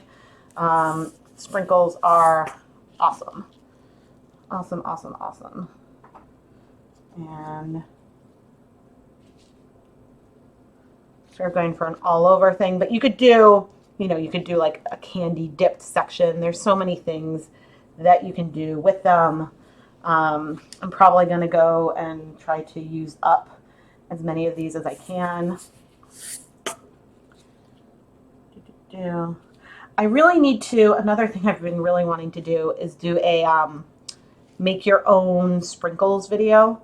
Certainly I know you can make like your own sugar sprinkles. And so I think that that would be really, really cool. Okay. And want to try to pick up some of these friends that are falling around. And so, and again, like you can choose not to move it, but by moving it, I'm able to pick up some more and I'm able to get color on some more like areas. It is spreading things out a bit, so that some of these speckles might not be as sharp, but I really don't want there to be any big glaring white patches. And so that's one of the things that I'm inspecting a bit. Like it's okay if there's some, definitely, but especially like down around the ties and stuff.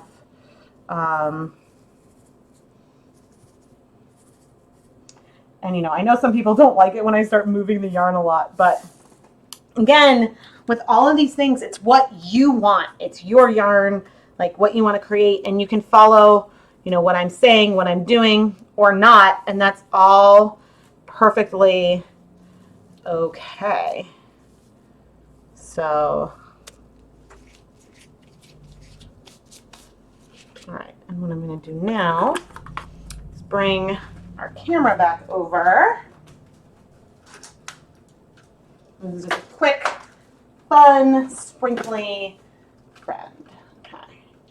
And now we do a little B-roll and wrap it up.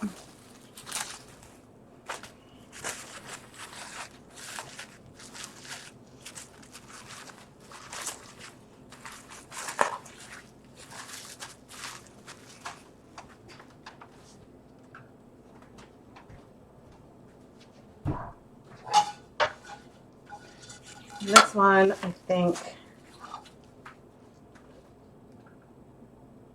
wrap it up. Oh dear, oh dear. And I'm going to go into the microwave now.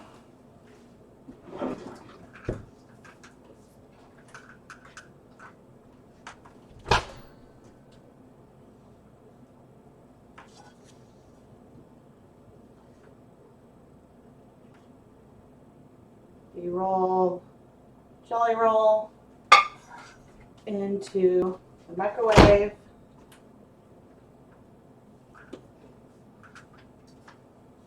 This handheld over my neck.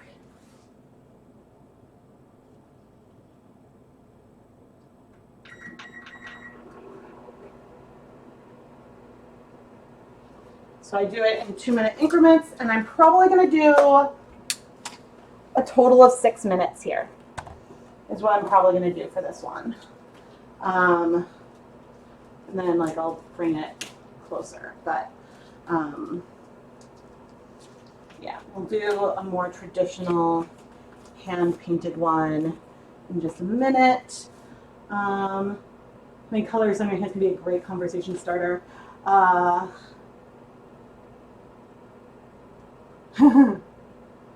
Oh, I'm sorry your plans fell through, but I'm glad you can hang out, Amy. I'm going to go to the other. Oh, back over here. What's really funny is that my young riders class, they did some yarn dyeing with, not yarn dyeing, they did some like, they made frozen like popsicles with food coloring and ice cubes and then used that to paint on paper. And so his hands came home completely covered. And I was just like, yeah, that's not going to wash out of a lot of stuff. But, you know, I'm happy for him to get messy at school. Removing space dyed from the pot.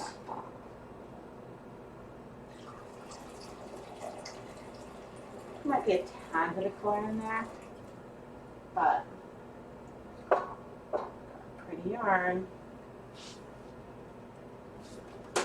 Oh, let me show you guys the yarn too. I'm so glad, hopefully you guys can see. I'm so glad that you guys are hanging out with me while I'm doing all this, because I think it would be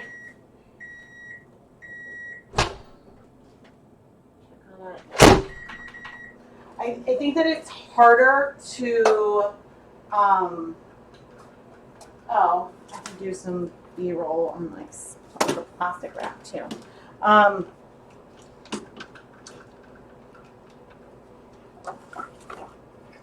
View. I think that it would be a lot harder for me if I was like, okay, I'm going to do each one of these as an individual video. It would take me a lot longer. Not that like I mind or something, but given that I know that the clips I need are short. And so, yeah, that's, what did I do with the plastic wrap?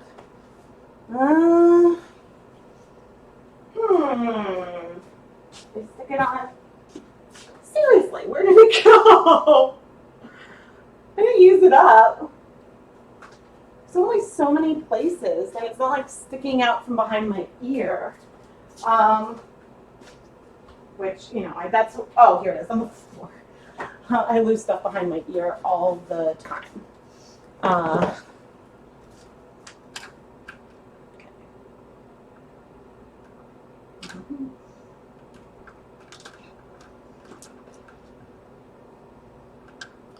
Protecting my work surface with plastic wrap.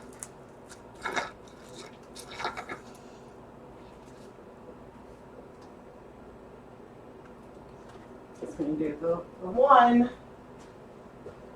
Oh, B-roll. This is not something I am used to.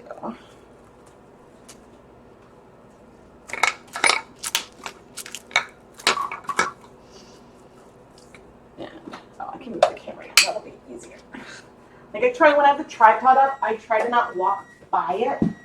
Let's see how we're doing. Yeah, it's pretty hot. I don't want to. We're just going to do 4 minutes. I do not want. I was going to do more, but I don't want to scorch the candy. So here is our sprinkles yarn. So, I've never scorched candy in the microwave, but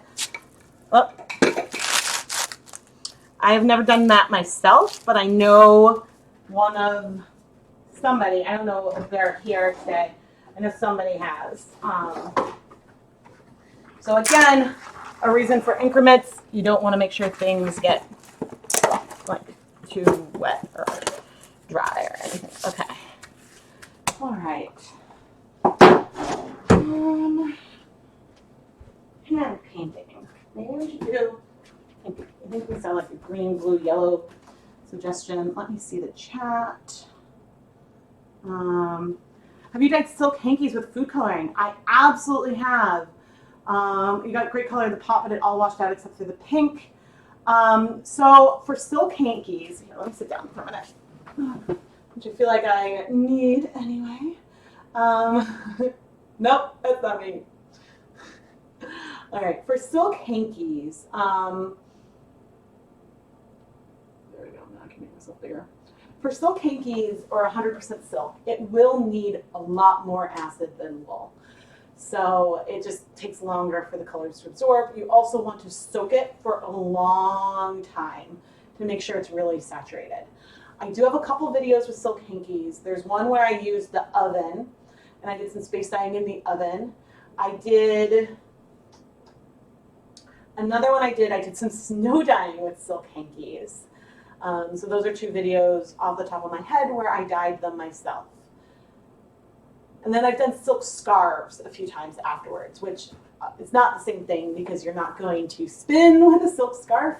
But I did do some dip dyeing into violet and dip dyeing into black food coloring, and was significantly slower than when I do like the wool, which like, you know, Stroll just goes, all right, we're all in here. So like some things just take longer.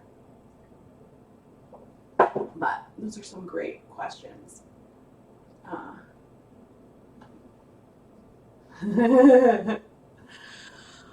Oh man, yeah, colors on your hands is a great, well, I mean, I told you guys the story of when I was making Ryder's birthday cake. I was doing like a rainbow unicorn cake, and I didn't put gloves on for it, and my hands were just covered in food coloring, which I frequently don't do because I usually wear gloves when I'm dyeing yarn, and so I found it hilarious that happened. Oh yeah.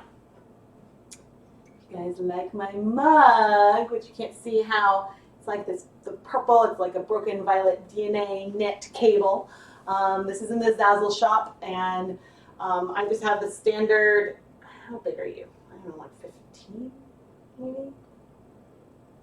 I don't know. There's 2, I think there's 2 sizes of mugs. Maybe I only had one available. There's also a color changing one. So like when you put a hot beverage in, it'll like change color. Yeah, I did the oven to control the temperature because I was really nervous about like losing the luster. Yay, I'm glad. Like in general, I've been really happy with the quality of mugs and stuff from Zazzle. I tried to get stickers. They were in the shop briefly and I removed it because like I was well within the cut line and they kept misprinting and miscutting and they tried to replace it. I have like probably 200 stickers that's like supposed to be a heart with my logo on it, and like it's cut off. So like the software from like the designs, the printer, just there was like something like did not compute. So I have all of these like completely unusable stickers. I mean, I suppose I could like recut them out, but I'm just gonna have to toss them. So that was a Zazzle bummer, but I have had fun testing out a lot of different Zazzle things. But the mugs I'm really happy, and they have the like bigger mugs too. So, but yeah, I know like this and then like my logo mug are the ones that I go to now because I like sort of, and these aren't even the jumbo ones, but I don't like a small cup. I like to make a big cup of tea when I do tea. So there's that. All right, I'm trying to think. All right, I think that I might. Okay, I definitely want to use that green. I've got maybe I'll just do green and blue, and do like, you know, like a variegated striping, and maybe I'll do a combination of pouring, a syringe, and a foam brush. To show 3 different ways that you can apply the color onto the yarn. Oh man. You guys are awesome. What was I thinking? I'm really glad you guys had me do some sprinkles. That was really fun. But yeah, it's just I love hand painting. It's so much easier with the steam pan to do low immersion. It's like faster for things to cool, and so it's something that it's kind of like, oh, there's a reason why like a lot of indie dyers that do I think a lot higher volume than me you know, you can have your squeeze bottle, you can apply it, you can flip it, apply it to the other side, and it's faster because it's already got the heat on it, and it's easier to do multiple, and so some of these things, it's really cool seeing like the things that the people who do like 50 skeins in a day and stuff do, and hearing about like, you know, how they have like warming these like warming drawers where you can have like 10 pans like all heating and like setting at the same time. And yeah, it's a capacity that I could never do. So yeah, it's just fun. But like most of my stuff is just like a one-off anyway. But yeah, some little philosophy kind of stuff. I mean, what did I? Oh, I just did the scroll. Okay, so we're gonna have the wool of the Andes, but first I guess I want to mix my colors. And where are, aha, I've got cups. Yay, 2 cups. And I'm gonna put,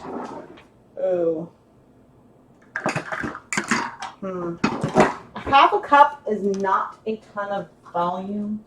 So when I'm hand painting, you usually can fit anywhere from, I would say about 2 cups is usually the max that I can get to fit inside 100 grams of yarn.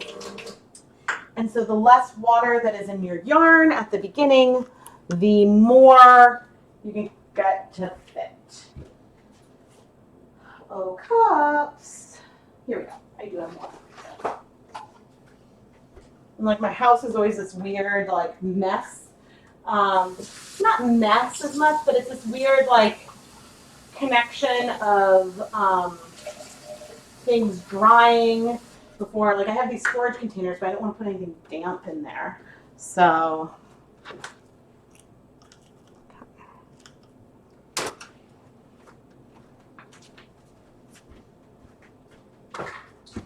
all right, I'm gonna do, making sure, yep, okay, you guys can see. I'm gonna put these on. And again, the McCormick's colors require a lot more color. Just so much more color. Now, oh, I guess another thing I should mention, and this is something that, you know, I would probably want to talk about on the blog post, I suppose, but you can do, like, the order of acid and yarn and stuff varies. Now, if I was going to be painting with Kool-Aid, there would be acid in these containers. And so that's just sort of the way that that would be. But maybe I'll do another one with Kool-Aid in a minute. So that's just sort of like the way that that would happen. There would be the acid in the dye, and you can't really separate the two. But they're formulated so the stuff doesn't crash out. Otherwise, I like to add the acid to the yarn and then not acid in the dyes.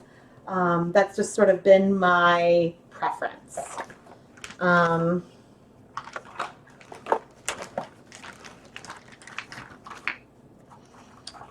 But let's see, is one of these close to being done?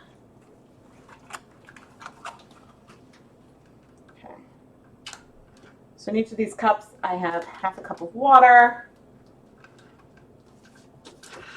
I'm gonna get this camera like moved, move things out from behind.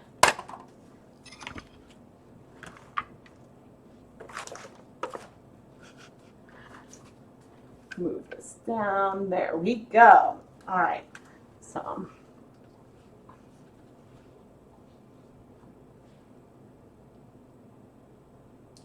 McCormick's liquid food coloring. Let's do 10 drops.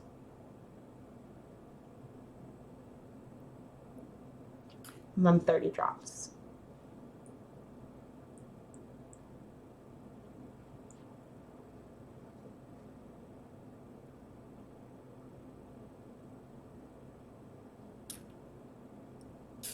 Approximately. These colors are not as vibrant as the Color Right colors. And then with the Color Right colors, I'm going to do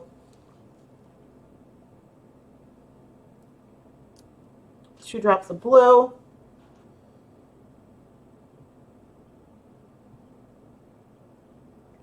6 drops of blue, and then 10 drops of green.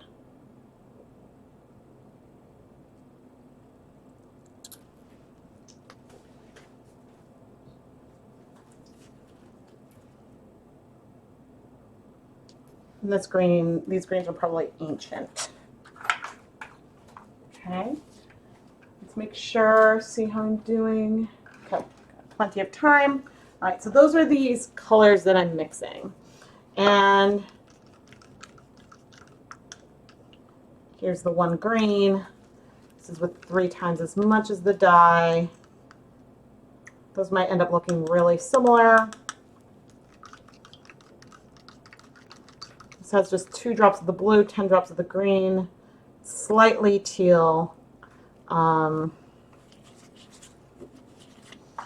then we've got our blue, which is just really, really, really dark. Okay.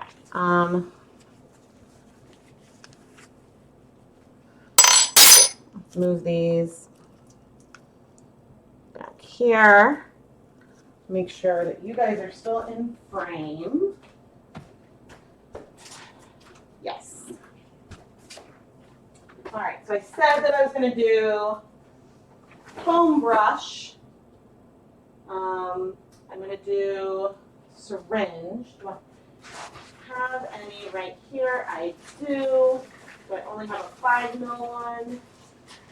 Yes, that is okay.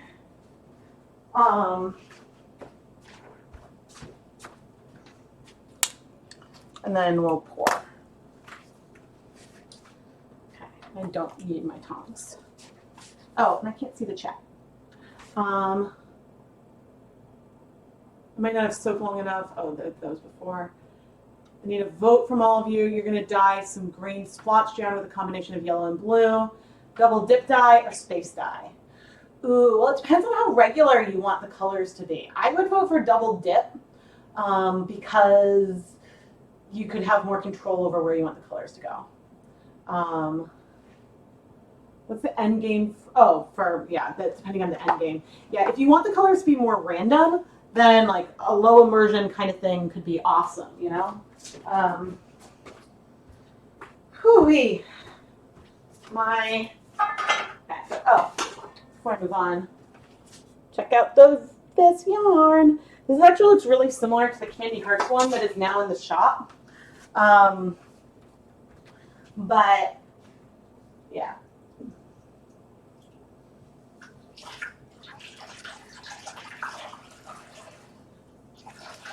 But with smaller splotches of color. Okay. Oops. Let me get on this side because I'm right-handed. Oh, my back. Get this laid out, and we are on plastic wrap. Let's see.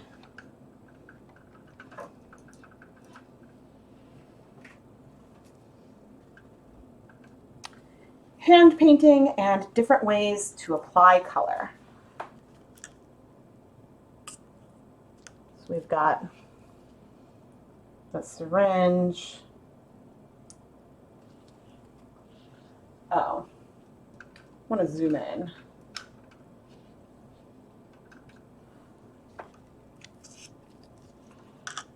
We've got applying it with a syringe.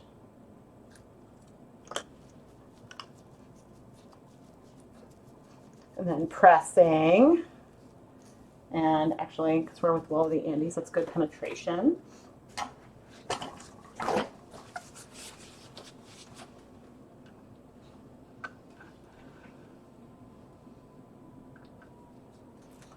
right, now, do zoomed out for a second. We've got the foam brush.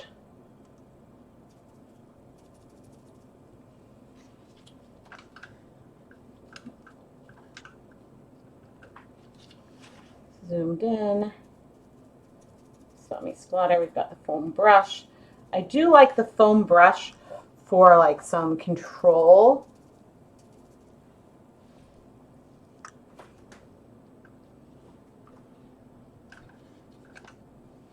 And then what I'll do over here. Then we have, the pour.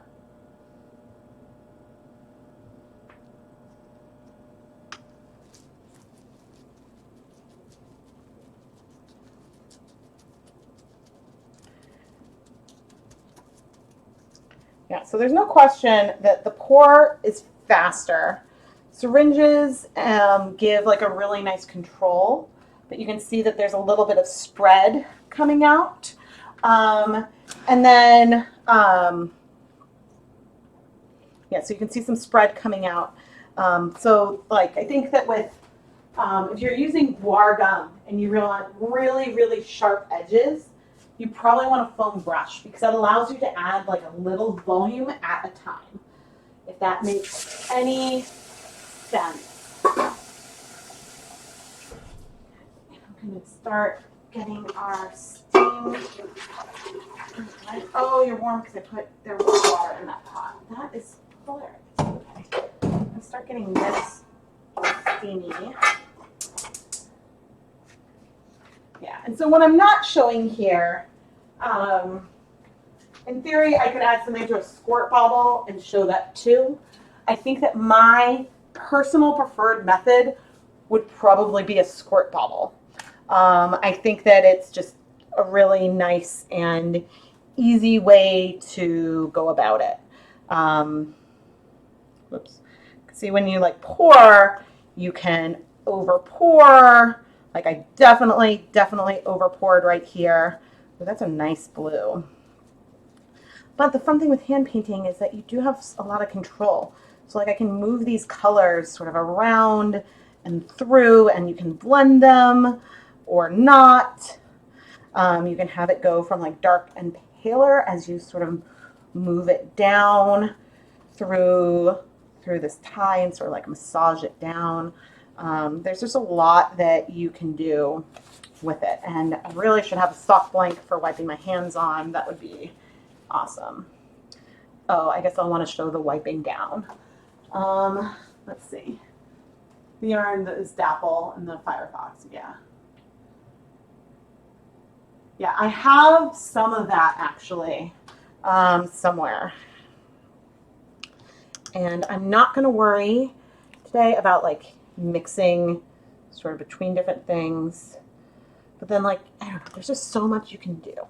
Now, I'm using Wool of the Andes worsted weight yarn right now for this, which is a yarn that I love. Colors bind to it slowly, which is good, but it's something also you want to keep in mind because since the colors are binding slowly, that means that we can get really good penetration. It's harder to get deep penetration with hand painting when you're using, it's a lot harder if you're using a superwash yarn because just the stuff will, it'll strike faster. You'll see more breaking. You'll see more of the like lines from how you move the color. And because it doesn't strike, you can sort of massage it and fit it through a bit more. So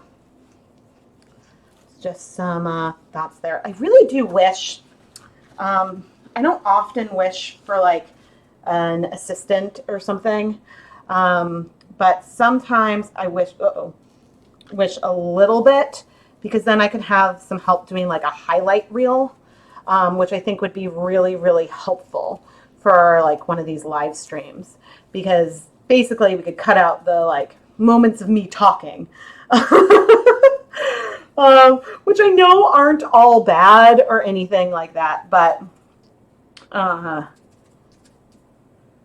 yeah. There's still something to be said about highlight reels. So I especially like foam brushes with kids because I think of all these, it is one of the least messy options. Let's do like a tiny, see how this goes. I mean, there's a limit to how sort of tiny you can go, but you do have some like nice control. So I can attempt to do like a nice thin section of blue and have it be, and this will give us what I would call a repeating colorway. So just sort of randomly going through.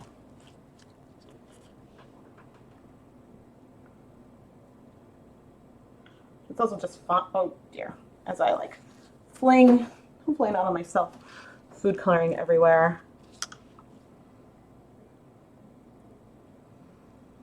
But yeah, with the superwash yarns, when I'm using the syringe, like you would see more of that.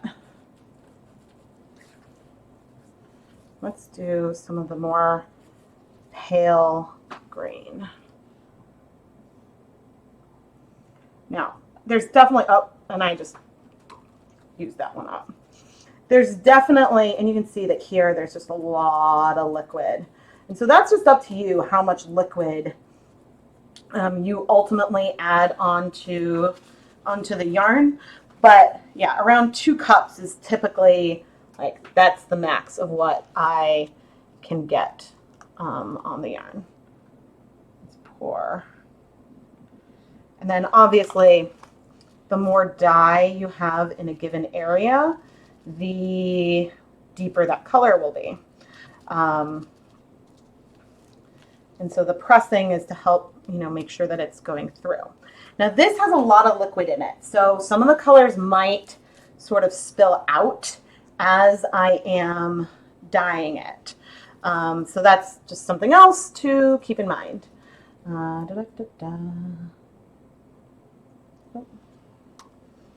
know, we can just sort of go and pick that up. And so you want to try, like when you do your jelly roll, not to squeeze, because we've got a lot of liquid, a lot of liquid in here. And so then as for what to do with yarns like this, I really love to take hand-painted yarns and then add them so I like to take the hand-painted yarns and then mix them with like black and do something that looks like a watercolor. So that's one of my favorite, like my favorite hats have that. It's just like an absolute favorite thing for me to do. Okay, we've got this last bit. Let's do some of this green. And you can see, like, I could have gone around in a very regular, repeating way with these colors, but I've sort of been trying to go a little more random, just where the colors take me. I could have been filming this and done like a time lapse, but that's okay. Yeah, just like a nice little mixture. We do have some leftover colors, and don't worry, I'm not, even if it's not today, I'm not planning on leaving any dyes behind. Okay, I do now want to show though,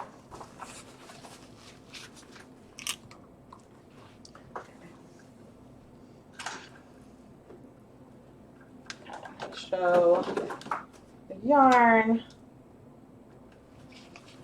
cleaning up after hand painting before wrapping up.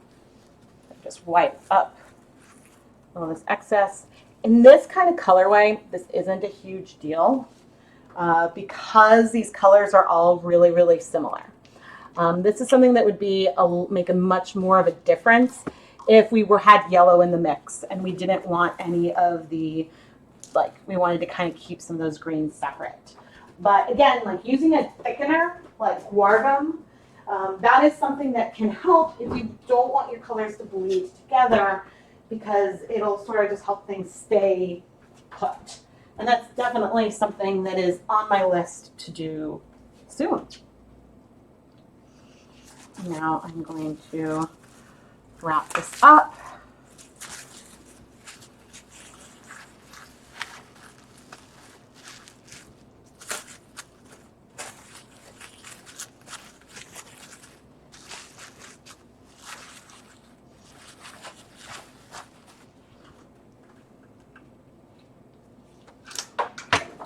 We are going to go and put this in a steamer basket, which I did not move, so you guys would be able to see it on the webcam, unfortunately. But it is just, you know, that this is not my dedicated dye pot because I'm using like food coloring stuff today, but it is basket. Gonna plop this yarn in here.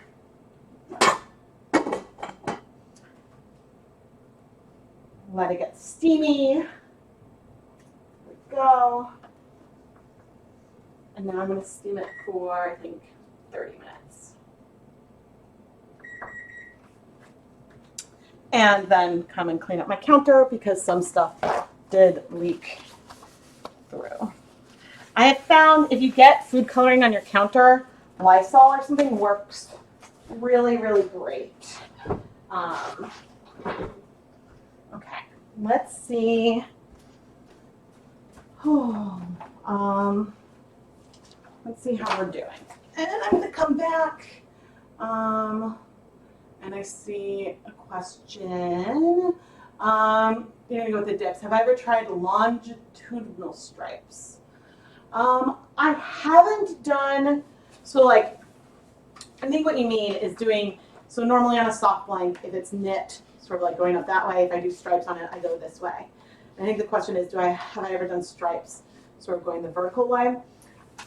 And I have done something sort of like that in the past. I did a grid once, but I didn't get to unravel that. So I don't know exactly what the yarn looked like. I think in general, doing like vertical stripes like that would look very similar to doing some hand-painted yarn because you get some repeating colorways. And so certainly I'm more than open to doing it, but I guess it's one reason why I haven't done it quite yet.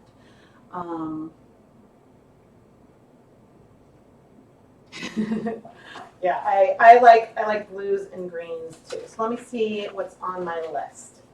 So I did space dye. Maybe I should do some color immersion.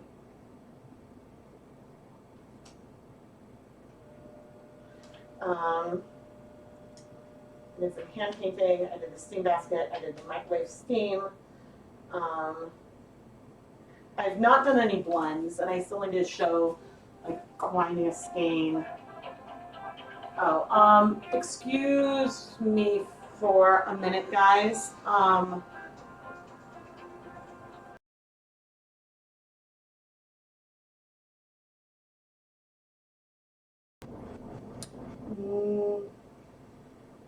Yeah, okay, I'm gonna be right back.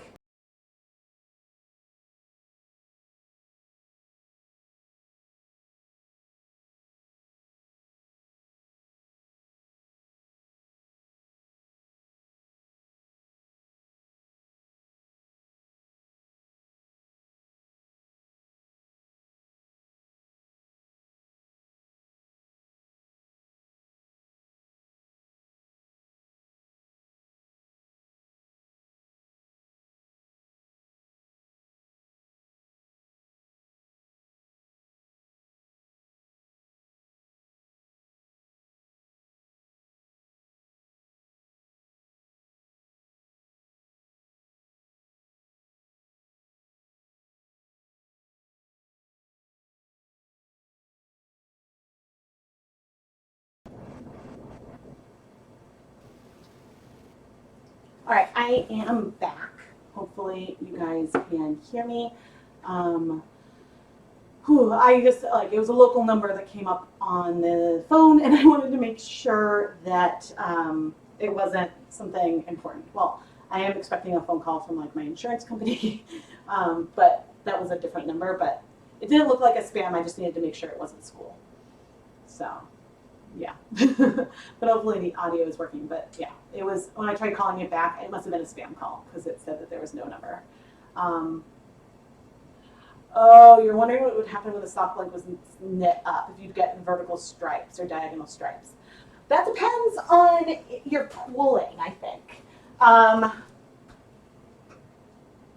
So certainly, like, doing a hand-painted yarn that I just did, you could knit it in such a way that you could get pooling and end up with vertical stripes on your knitting.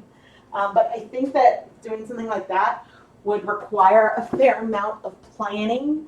Because if you knew you wanted to make a hat, it would be worth seeing, like, okay, on this gauge, how many yards around would I use in one round? And then how many yards are in, like, one row of a blank? And you could, like, make a wider blank or do something to, like, make it so that can happen. So there is, yeah, so that's one of the, oh, funny. Yeah, so that I haven't done any planned pooling projects, sorry, yet. But yeah, we're doing pretty good on my list.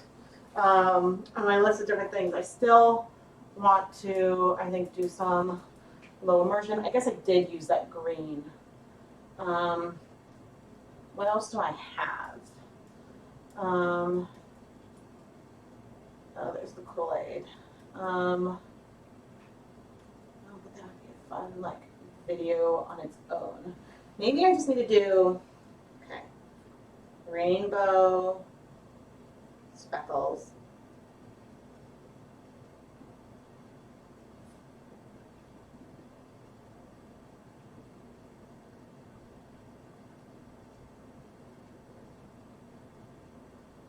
Maybe I just need to do that as like a Dye Weekly episode.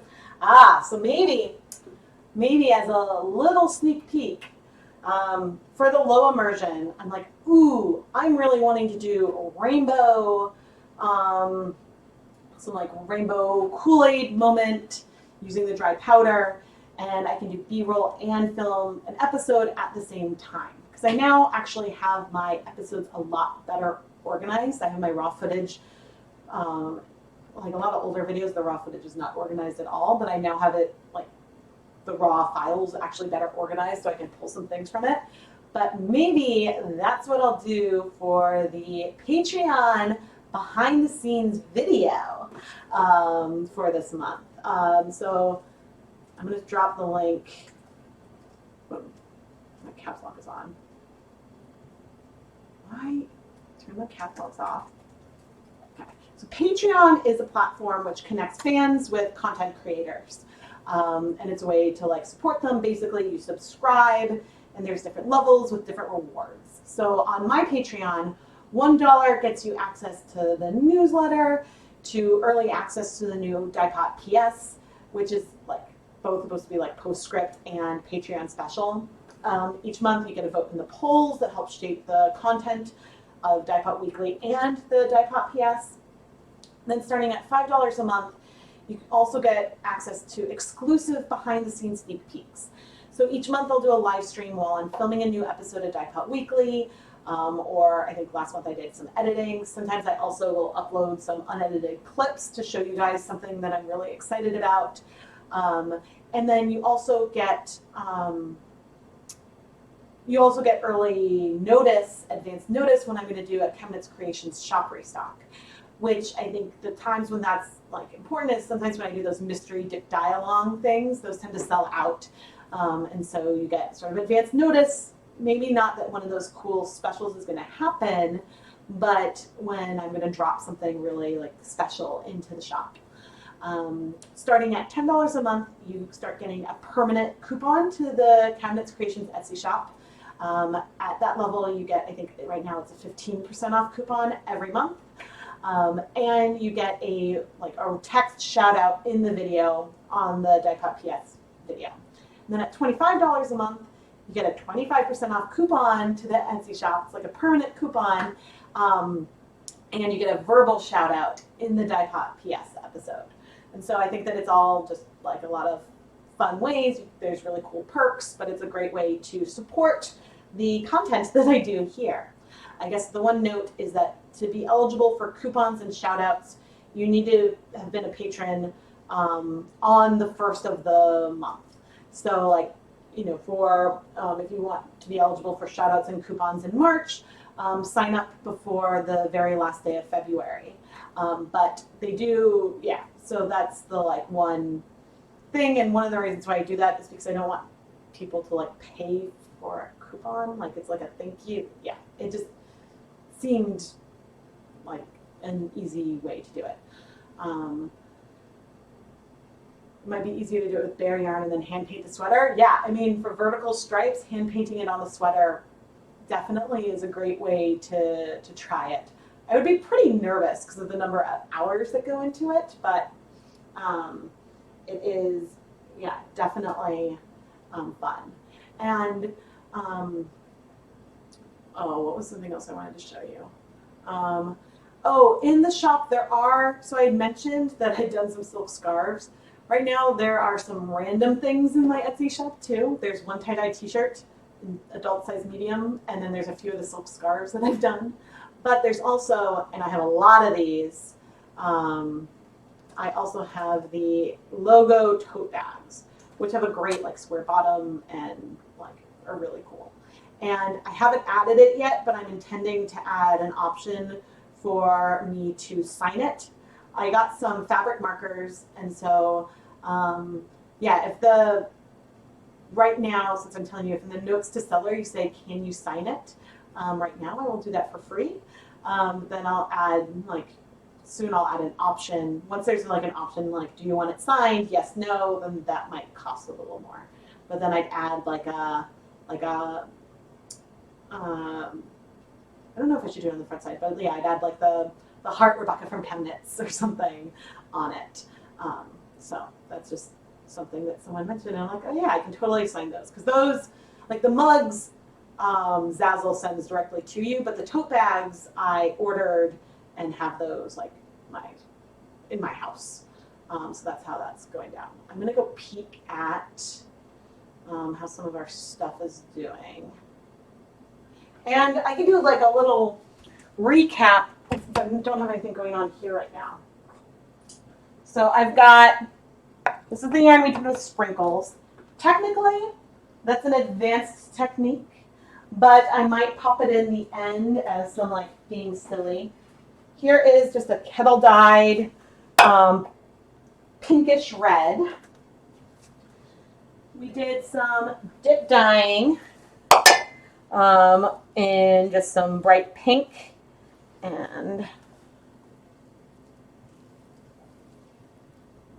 yeah, sort of like a rough picture. We did, let's look at our space dyed yarn. Make sure, yes, I have you guys on the counter. Let's look at this one. Ooh, you're still hot. Oh, cool. This is what this one ended up looking like. There's some patches of white, but they actually feel like pale yellow, and it just sort of works. And we also did a teal, a semi-solid teal. So, and then we've got the hand-painted one, steaming. Yes, it's nice and hot. Hopefully it's not dripping so much. I don't do, so usually I do a lot of hand-painted things. I guess I did this backwards today. I usually, nope. I will usually do a lot of hand-painted things put them in the microwave, because I want the heat to get sort of like hot fast, because I want things to strike before they sort of like diffuse through the fiber. Whereas for something like sprinkles, frequently I'll steam it, because I'm like, if we're going to get extra moisture in there, I want that extra moisture. Oh, I could show something that I steam without plastic wrap. Oh, I don't think that's a huge deal. I can like say that, but yeah, I mean, and I plan to mention that, like, you know, you can use the stove or the oven, or, you know, mention things that I don't necessarily have B-roll for all of it. But are there any other things that you might consider sort of a basic technique that I should want to include in this, like, you know, the basics of dyeing yarn with food coloring, intro to dyeing yarn with food coloring. I'm planning to mention like the acid sources, heat sources. I'm not going to talk a ton about technique in the video, but I wanted to have some stuff to like show, like when I mentioned the microwave, just some examples of stuff, so that way at the end I can be like, you know, here's some stuff dyed with food coloring. And then I might show some other pictures of some other yarns that I've dyed with food coloring. For if I do like 102 with techniques, then I might talk a little more about some low immersion, like you can layer colors and talk about speckling and stuff. But I'm trying to keep this intro video short. And I certainly, because like I could probably spend 10 minutes talking about yarn and preparing yarn and whether or not you should pre-soak with vinegar. So maybe I should do the intro and then really like branch out and talk more about like preparing the yarn, like using it dry or wet or cake dyed. And yeah, I don't think I'm going to try to like wind the skein in front of all you guys right now. I don't think that would be real. I mean, um, I might, but I don't have like a good spot set up to film that right now. Yeah, and I'll definitely try. Last week was just a really rough week for a lot of reasons. Like, yeah, my uncle passed away, and so like if I don't know if you guys all still check the blog, but I was a little like sad. So I did a lot of rainbows last week because that made me feel a bit better to go and do that because I was like having enough time, and then there was the like very minor car accident, but then I was like hurting a little bit, and so it was just like it was a big week, and it like a lot of like reflection, and I don't know, it's nice to be like feeling more like myself. I think I'm more in like the acceptance stage, but I really did realize how like through like grief, like turning to my creativity to try to channel my sadness and to really try to like distract myself. And yeah, I'll drop the blog post in because I don't know, it was just feeling it helped to sit down and write something. And like I didn't like at the time, like I don't think when I was writing that, I don't think it was even public, so like I couldn't talk about a ton of it because you know, it's like I said at the bottom, kind of like it's not my story to tell, you know. And but you know, I loved him very much, and like this is someone who like has been at every major life event of mine, and so it's like just yeah, weird. But so I was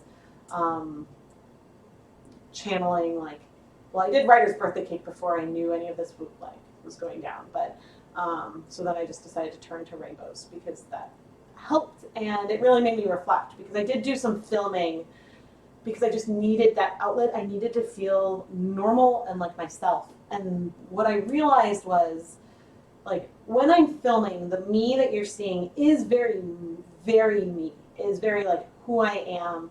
Like I'm usually a like very bubbly, energetic, upbeat, although energetic seeming because I do have like a fatigue issue, but I'm energetic, right? And when I was doing this, I was like, am I like, is this still real? Because like I'm like so sad and grieving. And what I realized is that, like I think the way I said it is normally like when I'm filming, I'm capturing my happiness and my joy. And like but this other time when I was filming, I was trying to, for myself, like capture some of that and give me like that breath of air and that breath of a vision and to like help. And so it was kind of really interesting to see how therapeutic and stuff it is. And so I'm not sure if in the like videos themselves it's going to be obvious. Like there's one point where I was editing something and I was like, my voice sounds a little hoarse.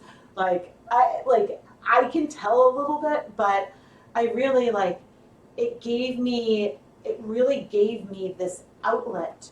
And like, and obviously like if I wasn't up for it, like I wouldn't have done it. And I tried, I guess it's like it was really making me reflect on myself and like my personality and how like, you know, like laughter and stuff is important. And like it really like did help me in this last week when I was like struggling a lot. And so it's just, you know, and like I absolutely could have done it without filming, but I think that the turning on the camera, like it really helped me tap into that part of myself that I needed to come out to support me, because like, if that makes any sense.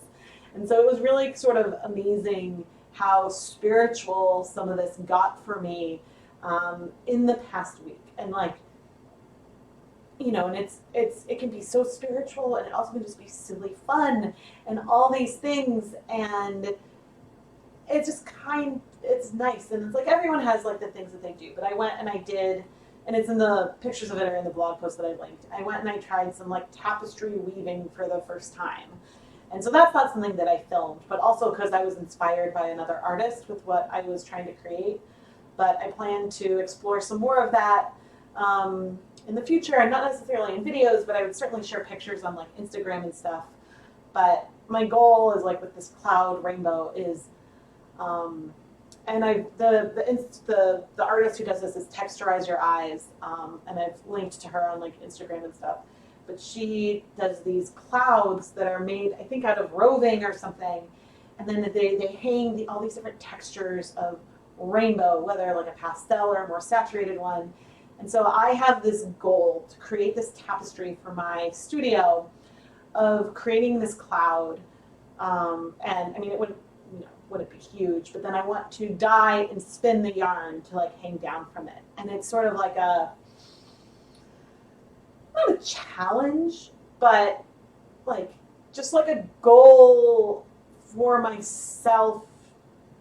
Yeah, it's just something that I'm kind of excited to try and to play with. And so I was just sort of playing around and being like, okay, how can I, like, I've seen these things, can I approximate anything? And I'm like, all right, there are flaws to this little cloud I created. And I was using some of the Paradise Fibers locks that I got, I think, in my, it may have been my first unboxing with them. But I used some, actually, I saved a lot of more I saved a lot of more like less frizzy locks, because I'm going to try this again slightly larger just for fun, to play around with making clouds, I suppose. But then I was like, okay, I'm going to just try a mini one with some of these like locks that I might spin or something at some point. And so that's how like this mini cloud came to be. But there is a picture of the locks that I had pulled for the bigger one. But yeah, it's just, I don't know, kind of cool how, yeah. So it's been if I seem a tiny bit off, it's been like a ridiculous week. But yeah, like Keith had to go out of town for work, and so it was just like a lot. And I wanted to do this stream last week, but even though I hadn't scheduled it yet, and I knew that I could like, film, and there were some points in some of these videos where like I set it all up and then I didn't do anything until the next day because I knew I couldn't at that point. But just knowing that I had this in my mind gave me something to like focus on. It was great. But I knew I probably shouldn't go on live stream because I might be a little bit of a mess. But I do like, yeah, ChemKnits has been like an amazing outlet for me for a decade through like so many things. It gave me something to challenge myself to try new things. To when I was sick and going through a diagnosis, it was something that like my doctor, she's like, I'm not worried about you until you stop knitting. Then I might start getting a little worried. Because she's like, yeah, and so it was just nice to have something where I felt like I wasn't moving forward in so many aspects of my life, but I could see like, oh hey, like I did a lot of stuff this year, and that was really helpful. And then even in like, Dipot Weekly number 100, that's really cool, and I have grown a lot. And I think in some ways I could grow techniques-wise a lot faster if I were to go and try to, like, if I were to spend time watching more tutorials and stuff. I tend to read more blog posts as inspiration, and when there's something that I use, I try to put the link in the video description. Um, but I try to, like, I want to, like, I certainly don't want to, like, when I'm inspired by someone, I try to say that. And part of this is like so many of these techniques, like, I didn't invent anything. I'm like rediscovering something that other people I'm sure have done. But I like the sort of like organic nature of some of this like discovery and being like, ooh, I wonder what will happen if this. And so often, like, I'll do something just randomly, like with the dry rub. And then I'm like, oh, I want to do this 20 different ways now. And so you can see, like, when I go on this like tangent from my, like, things keep getting like pushed back and pushed around. But yeah, it's just like the doing this series. It's just really like it's helped me channel and focus a bit. Even if there are some videos that really are on my list, like doing the Aloft yarn from Knit Picks, doing something more with guar gum and stenciling. Finally breaking commercial acid dyes. And some of these things keep getting pushed back because sometimes I have some things earmarked for like sponsored videos. And then like I keep like as I move the like schedule, I keep like sort of like saving it. But then like depends on like the yarn base people want and stuff like that. So it's just funny how yeah, like I have so many lists of ideas and it keeps growing and it's just really, really fun. But today it's been really fun to sort of like step back. Yeah. Oh, thank you. No, have a good vet trip and thank you for being here. Oh, thank you so much, Amy. Thank you. Like it's really, like it really has like been just a way because no matter how tired I've been, like even if I can only do one row, doing that one row has gotten me closer to finishing something. And yeah, like the dyeing and stuff, well, I have a lot of videos I need to edit right now, which again is a good problem to have. But like my well of inspiration is not running out. And so that's good. But that's why, like, I mean, I've been meaning this video that I was filming this B-roll for. This has been on my list for, golly, close to a year, maybe more. Wanting to have something like really like basic to point to and say like, hey, this is how you can do it. And because it's like how I got having something that's obvious to be like, oh, this is where I should start. And there are some very, very basic videos from way back in the day, but yeah, there's now what? Let's see. I have a lot of videos, like 600 some videos on the channel, I think. So yeah, there's just a lot, and I know I'm like sort of rambling, but it's just I really do appreciate these live streams as a way to like just it does really show a little bit about what goes on beyond the scenes. And today was very like, you know, like so many pieces because I just needed to get like these little bits of footage. But yeah, I think it'll help versus to like intercut like me talking, even though I don't love being in front of the camera because I move a lot and I do funny expressions and things that are hard to edit around. But yeah, I love what I do. And thank you to all of you for watching and liking and giving me the encouragement that I should keep on with this journey because it's like, it's funny because it's like ChemKnits, like it's now my job, but it's also a big part of like my soul. So it's like sometimes hard to like, there isn't really like a separation point because it's just me, you know? It's me and doing something that I really, really love to do. And so thank you everyone for letting me explore that with all of you.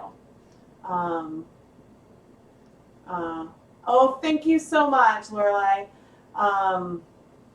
Thank you. I'm glad that I can do that, and like yeah, it's nice to I really I've got this. I love the ChemKnits family, and you guys are all the ChemKnits family, and it's so fun once I started doing more streams and started recognizing people over and over, and that's just really really exciting. Oh, I'm gonna go take that out of the steamer basket. Uh-uh.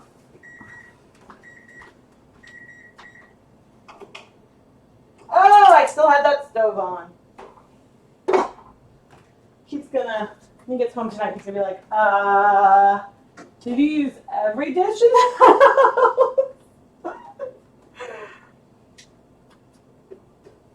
But, all right, so I could see right away from picking this up, and you guys can probably see in the bowl, there's definitely some blue runoff. But I'm gonna let this sit, cool completely before I try to wash it. There's a chance that there was just not enough vinegar present. And that is what it is. So I'm not going to unwrap that right now. I do want it to keep some more of that heat in there. But yeah, you can kind of see the blue liquid. But this was great. I might need to do another beagle roll stream. This certainly made the process of, so when did we do six games? Yeah, I think 6. Yeah, it made this process of okay, I was trying to think can I do all this on one skein of yarn and fake it or something? And I didn't want to fake it. I wanted to be real. I didn't want to put something in the microwave for pretend. I wanted to really do it. So, oh, thank you. Yeah, I'll make myself smaller so we can see the yarn. Now, all of this yarn will definitely be in the shop at some point. Probably, I don't know. I typically do not add things to the shop until I have the video uploaded and edited, which is why a bunch of the January ChemKnits dialogue stuff hasn't made it into the shop yet because I haven't edited that recap, which I'm gonna start doing that probably tomorrow or so. But and so that's sort of where some of the process comes in, and then but then if I have a lot of sponsored videos and stuff, then that yarn goes directly to the person, so then we don't get as much going into the shop. But certainly, and there's links everywhere. That's just another really really easy way to support the channel, because you when you buy yarn, then I go buy more bear yarn. It's pretty much the way that this all works. But thank you all so much for joining me today, for hanging out. And again, I will see you tonight, hopefully, 8:30 p.m. Eastern Time. The live premiere of Dive Hop Weekly number 100. And the video is really awesome. Certainly the video description gives a really big sneak peek about what the content is about, and a bit of the colors and stuff. But I made a very big skein of yarn, and we did some self-striping, and yep, there will be a swatch at the end. I can't do that for all videos, but it was necessary for self-striping, so I did it. Thank you. Lorelai, thank you so much for the super chat. Thank you. I really appreciate that. Yeah, I'm so excited. I mean, I would do premieres way more often, except I don't want to do, I try to save it for milestones or an especially exciting video. But that way I can be in the chat room with you guys and watch it with you and see your reactions real time. It's so much fun. And then I put the video on the big screen and on the TV, and it's really, really fun. But I'm gonna go eat some lunch. It is a warm, beautiful day outside, and so I'm really excited to hopefully spend some time outside too. But I hope you guys have a wonderful day, and hopefully I'll chat with you tonight. So thank you so, so much for joining me. Bye, everyone.